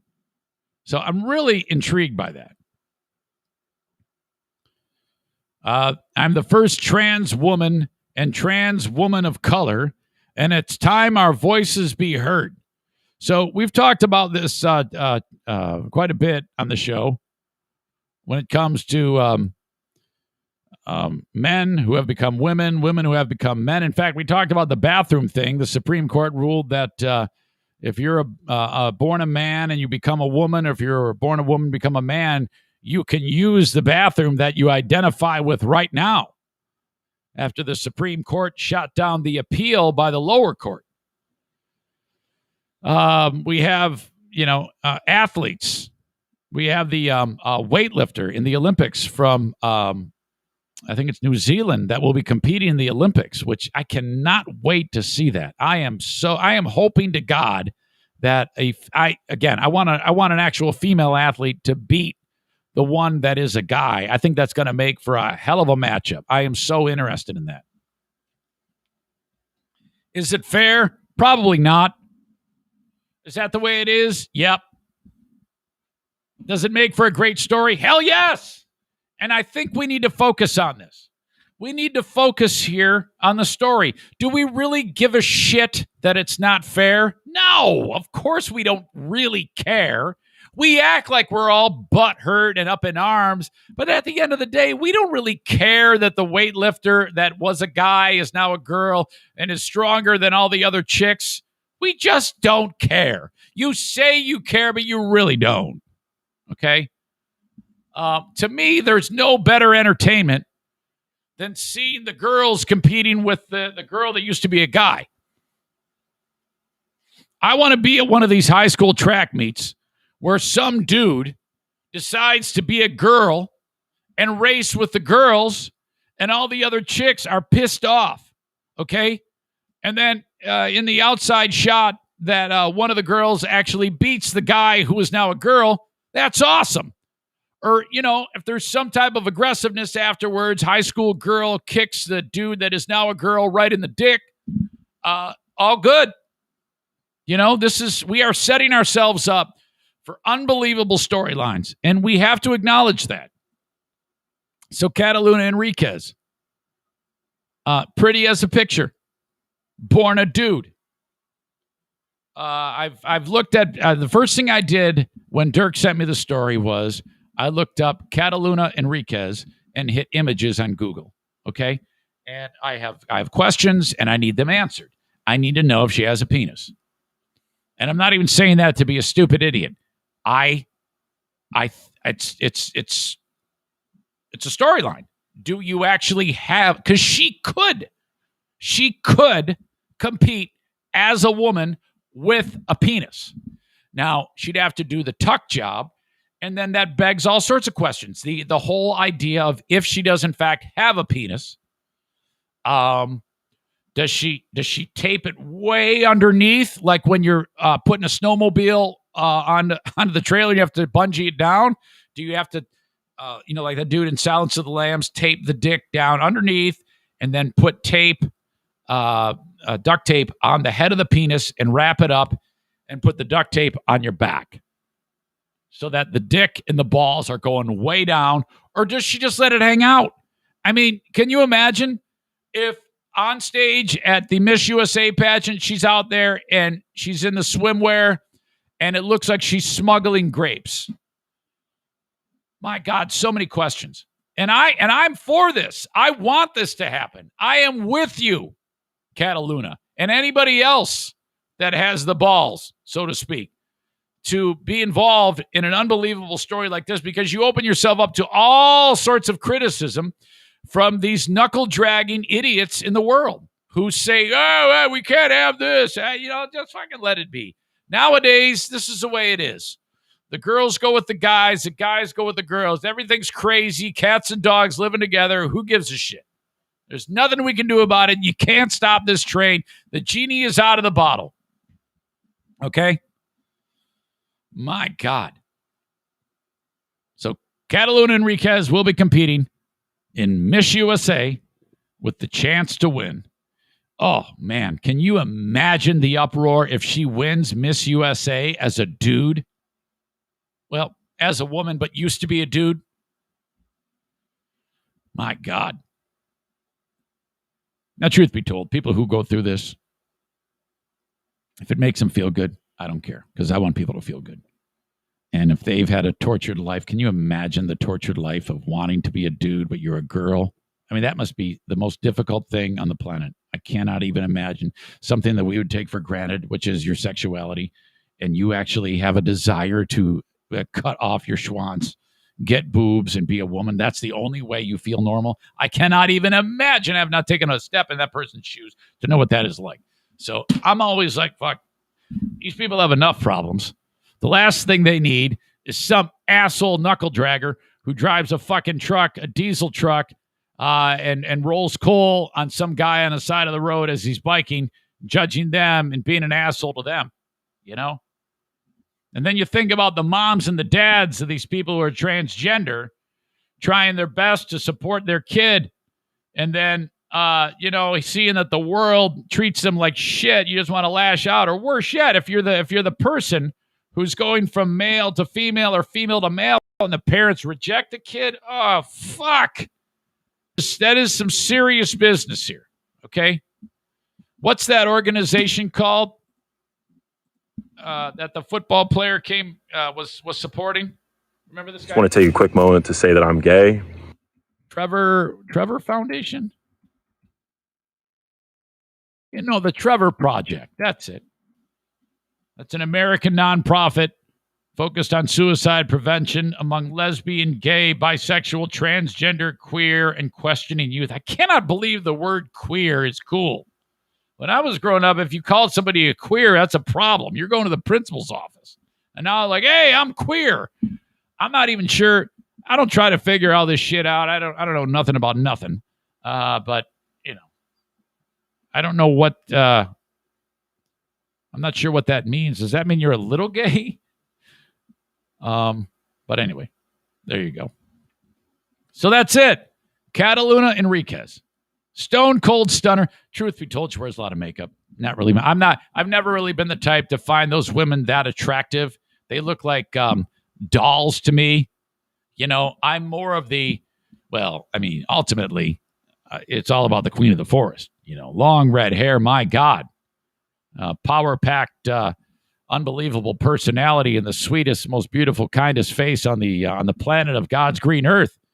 That's all I need. So, when I see women like that, I'm always like, what the hell is going on with that? All right, I guess you're the winner. Out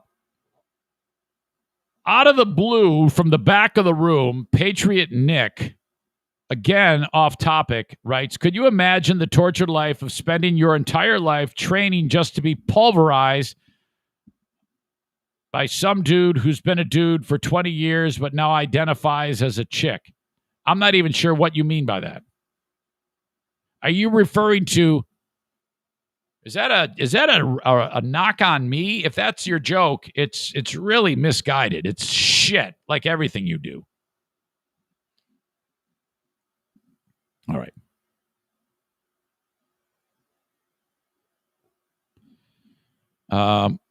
Sarah says, Sarah's kind of a caveman too. I say you compete with what is between your legs, not your ears. No, that's not the way it is these days. Everybody knows that. Let's see. Yeah, there's a lot to unpack here. I can't go back without it ruining the momentum of this show. Dirk says, whatever. You find Kamala Harris, Gretchen Whitmer, and Bruce Jenner attractive. Well, it's a matter of opinion. Sorry if it doesn't line up with your view. I think Kamala Harris is a fine lady. So is Gretchen Whitmer. And it's not Bruce Jenner. It's Caitlyn Jenner. Okay? And as a lady, she looks like a normal 70-year-old woman. She's an attractive 70-year-old, if there's such a thing. But she has the advantage of tons of cash to make herself look attractive. What's wrong with that? All right. I'm drawing a lot of ire from all these stupid idiots. Enough. Just know that I'm right and you're wrong. Okay. Let's talk about Kim Jong-un. Okay, so everything on the state TV network that is North Korea, none of it accurate. But the story is developing because the report is that the citizens of North Korea are heartbroken and worried about Kim Jong-un's health. Okay, now this is how screwed up North Korea is. Kim is 5'8". His weight is 305 pounds. He's going to die. He smokes heavily. He drinks heavily. Well, recently, he lost between 30 and 45 pounds by most estimations. And according to this story, the locals are heartbroken by his emaciated looks. You know it's a fucked up community when they want him to be 5'8", 305 pounds. The comments were seen as an effort to boost domestic support for Kim's efforts as he grapples with deepening economic hardships caused by the COVID-19 pandemic, mismanagement, UN economic sanctions, and natural disasters. Our people's hearts ached most when we saw Kim's emaciated looks, North Korean state TV cited the unidentified male resident wearing a straw hat, as saying on Friday. Everyone says their tears are welling up in their eyes naturally. The fact that they have to our tears are actually happening on a natural level. We no longer have to fake the tears as opposed to those moments. Can you imagine living in a world where some of the folks that live there have no idea of anything outside of the outside world?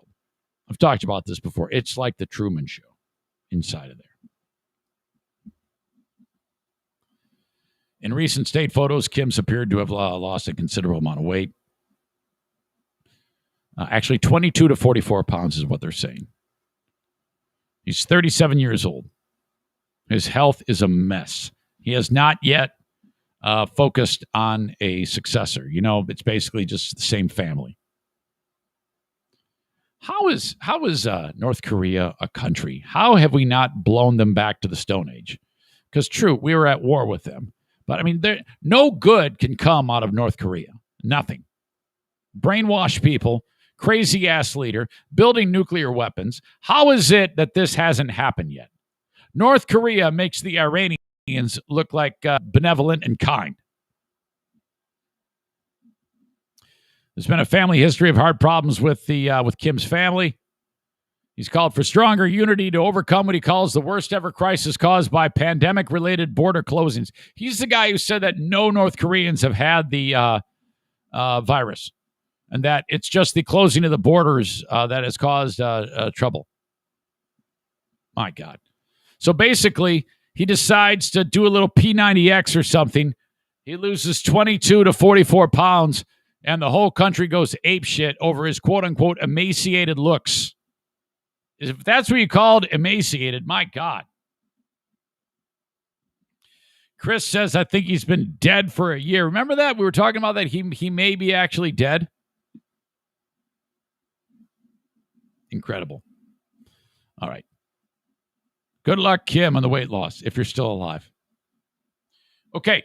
We're going to focus on the asshole of the day coming up in just a second. Reminder that the Patreon is there for you if you want to get extra content of the Eric Zane Show podcast. I make it available every day with the Patreon bonus. Not to mention, Smarter Than a Former Drug Dealer Trivia, the Zane Asylum, my music-driven radio show on Northern Michigan's Q100, which thank you, by the way, for the song suggestions. That will be a listener-driven edition of the Insane Asylum. I didn't get to all of them because I had more than I could handle, but I'll be able to come back to those on a later episode, so thank you. Also, Smarter Than a Former... I said that. And also Lost Zane Recordings, Mondays and Wednesdays. Damn it, Mondays and Fridays. And then, of course, the Ben and Eric Patreon podcast. Now, this week, I reached out to Ben. I go, can you record today, Wednesday? He goes, I can't. I'm doing comedy. I go, how about Thursday? He says, I can't. I'm doing another podcast. I'm doing my podcast. I'm going to be out of town on Friday. I apologize. We will get back to the Ben and Eric Patreon podcast next week. I am so sorry about that, so I won't have that this week. But normally it's there. $5 or $10 a month, $5 a month gets you all the audio. I put up about 13 hours of content every week on Patreon. $10 a month gets you the audio archive and the video archive and the live streams. And more info at patreon.com/Eric Zane, patreon.com/Eric Zane, or just click on the designated spot at ericzaneshow.com. I suggest trying it out. Put me on probation. If it stinks, cancel it. You get the rest of that month. If you like it, let it ride or convert it to a yearly, and I will give you a 10% discount. So what was $60 for the audio for a year is $54. What was $120 for the audio, video, live streams for a year is $108. Thank you so much in advance. Thank you to the people in the past who have signed up or signed up and let it go. That's okay. I appreciate you. Thank you. You've helped move the meter for the Eric Zane Show podcast. The Mario Flores Lakeshore team of Van Dyke Mortgage. How about it? No matter where you are in the U.S., with the exception of Maine, South Carolina, Arkansas. Damn it, not Arkansas. I don't know where my brain is right now. Let me try that again. Maine, South Carolina, Alaska, and Hawaii. Otherwise, reach out to Mario about a mortgage. Whether it's a refi, first time, whatever it may be. The Mario Flores Lakeshore team of Van Dyke Mortgage. Click on the link on the Eric Zane Show podcast website, and you can go right to it or just send him in or reach out to him via the phone, 231-332-6505. Reach out if you need a mortgage. Last but not least, Rick at TC Paintball invites you to book a paintball event. Today is Little League Day at TC Paintball. Get started at 5 p.m. More information at tcpaintballgr.com. When it comes to the Little League, you get in there, they use the low-impact equipment. So that doesn't really sting the kids. You know, sometimes you take a hit with a paintball and you're like, ah! But if the kid's looking to get into paintball, all right, what you do is you sign up for the Little League, and then they're using the low-impact weaponry, and it's fun, and there's no experience needed for kids 8 to 12 years old. Wednesdays at 5 p.m. $25 per player. It includes the rental gear, the paint. 500 paintballs, the mask, and the gun. So get the kids together for the low-impact paintball Little League. If they graduate to the next level, then they'll start to bring in the heavy artillery. And then you might have a paintball player in your life. For the kids who spend way too much time playing video games, this is for them. Get them moving at TC Paintball, online at tcpaintballgr.com. We have a paintball event coming up August 8th. That is a Sunday. Did we start at 5 p.m. or 6 p.m. in the past? I think it's 6, but I can't say for sure. Rick, what did we do? Was it 5 or 6? Anyway, we'll be starting at one of those times. We'll have a pizza party beforehand and then off to the field for paintball outdoors at TC Paintball. What was a $48 reservation is $35 for Zaniacs at my paintball party August 8th. I'll be there. You play against me. We'll divide the teams and have a great time. RSVP, this is how we do this. You must send me an email, subject line, paintball, subject line, RSVP, doesn't matter. If you're coming to the paintball event August 8th, even if you think I know that you're coming, send me the RSVP. I think, who has sent me their RSVP? I think Dale and his family, and there might have been one other. So even if you're a regular and you just think, oh, he knows I'm going to come, send me. I need to know. I want to get a clear number as to who's coming. Andrea sent me an RSVP too, I think. I don't know. I'm losing my mind. Thanks to Rick at DC Paintball. All right. Tyler says, I thought it was 5. I think you're right on that.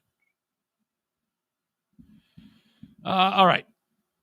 The asshole of the day. Who is it going to be this time around on the show? The asshole of the day is brought to you by my friends at JM Synthetics, Jason Mays, and TC Paintball. Rick at TC Paintball again. By the way, on the Patreon today, I cannot wait to share with you a clip of Chuck Schumer. This is why, okay, you may not like his politics, but he handled this so expertly when some woke millennial approached him at some pride event. Chuck walks up. He's got his rainbow button. And some loser said, oh, can you weigh in on Britney Spears? Which, what the fuck? Of all the questions, he could have said, not right now, which would have looked bad. He could have said, no, he could have said like me, I side with the dad, which is the correct thing to say. Everybody would have hated him if he said that. What he said and what he's going to end up doing are two entirely different things. I'm going to play the clip for you on Patreon and then talk.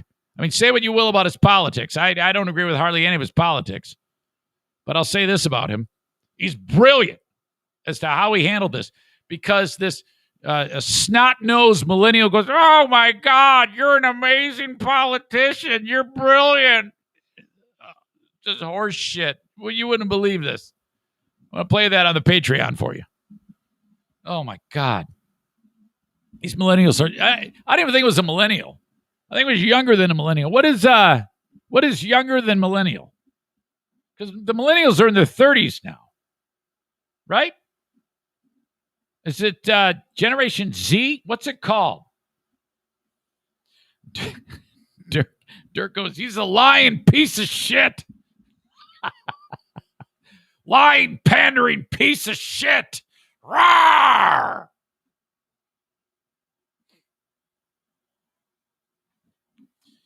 Josh writes, asshole of the day is y'all for not waking me up so I could hear the whole show. What the fuck is that, Josh? All right. Mouse in the pool. NFK update. Rasslin hilarity with Nick Cream. Zaniac Eric C. is celebrating a birthday. His cheap-ass pal Brian said, please give him a shout-out.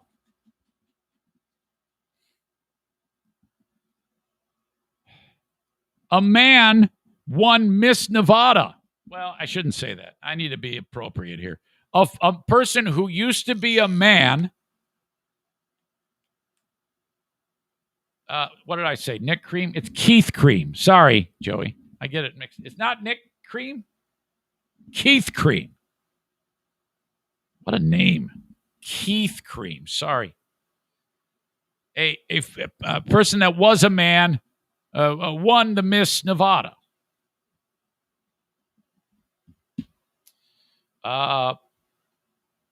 Below the millennials is Generation Z, the Zoomers. That sounds about right. Yeah, they are. I have a Zoomer. Madison is a Zoomer. And I don't know what the other two will be. What is the... Hold on a second before I do this. Age range of millennials. I need to know this. Got to figure out who's in what. Okay. Silent majority, age 74 to 91. Born 1928 to 1945. Boomers, 1946 to 1964. So that means my two brothers, Mike and Paul, three brothers, Michael, Paul, and Norman, are boomers. Generation X, 65 to 80. Millennials, 81 to 96. Okay, here you go. Jim was born in 95. Jim is a millennial. Jackie is a Generation Z. 97 to 2012 is Generation Z. So I have two Zoomers, a millennial. Jim is pretty much a go-getter. He's turned into quite a self-starter. He works very, very hard. So do Jacqueline and Madison. Madison, I think, is the most Zoomer-like in social issues. Okay? Like I walked into the room yesterday. There was a Facebook video when I was trying to get Benny to go downstairs, and I walked into her room. She had the incense burning. I go, it smells like pot. It smells like you. I go, are you smoking pot? And she goes, no, I'm gaining serenity because of the incense. And I'm like, oh, God, what a thing to say. Shut up. I'm in my space. This is my space. This is my serenity. That's my serenity smoke. What?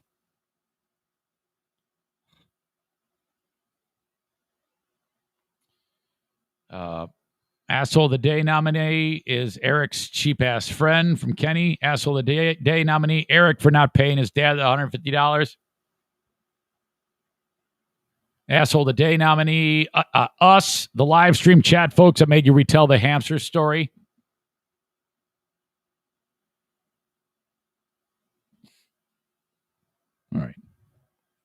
So where was I? Cataluna Enrique. Talked about her. The crazy German bitch who destroyed all the drivers' dreams in the Tour de France. We had my dad and Joanne on. We talked about Kim Jong-un. Asshole of the day. Oh, God, I don't know, man. No, I can't say Brian M. for not buying the Cameo. I would say I'm a bigger asshole for forgetting to send my dad his money. Yeah, I gotta do this.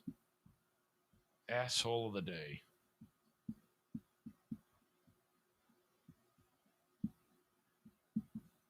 A 2-time award winner. 2-time in short order. I think 2 times in 3 days. A Tour de France bitch for now being on the lam for wrecking the Tour de France again. We didn't really have too many strong assholes today. Everybody seemed to be behaving quite well, at least to some degree. Not enough to warrant the asshole of the day. So that's where we're going to leave that. Josh says, I'm 1985 and do not consider myself to have the millennial qualities. Yeah, but you're a millennial. I mean, it's not like, unless you're looking at this like the, like if a person is a man but says, I identify as a woman, is that what you're doing there? That seems like a pretty millennial thing to do. You're identifying as something else. What do you do? What are you identifying as, Josh? It says here 1981 to 1996 is a millennial, and you're telling the world that you're not a millennial. You're absolutely are you identifying as a boomer? Is that what you're doing? Yeah, and you're a cone-tittied bitch anyway, so it doesn't matter. Okay, identify as that, because that's what you are. All right? What do you think of that? All right, folks, thanks a lot. I appreciate you so much. I'll be on the Patreon a little bit later on, about 51 minutes from now. Patreon.com/Eric Zane. Have a good one, folks. Till next time, bye-bye. Bruce is on his back again.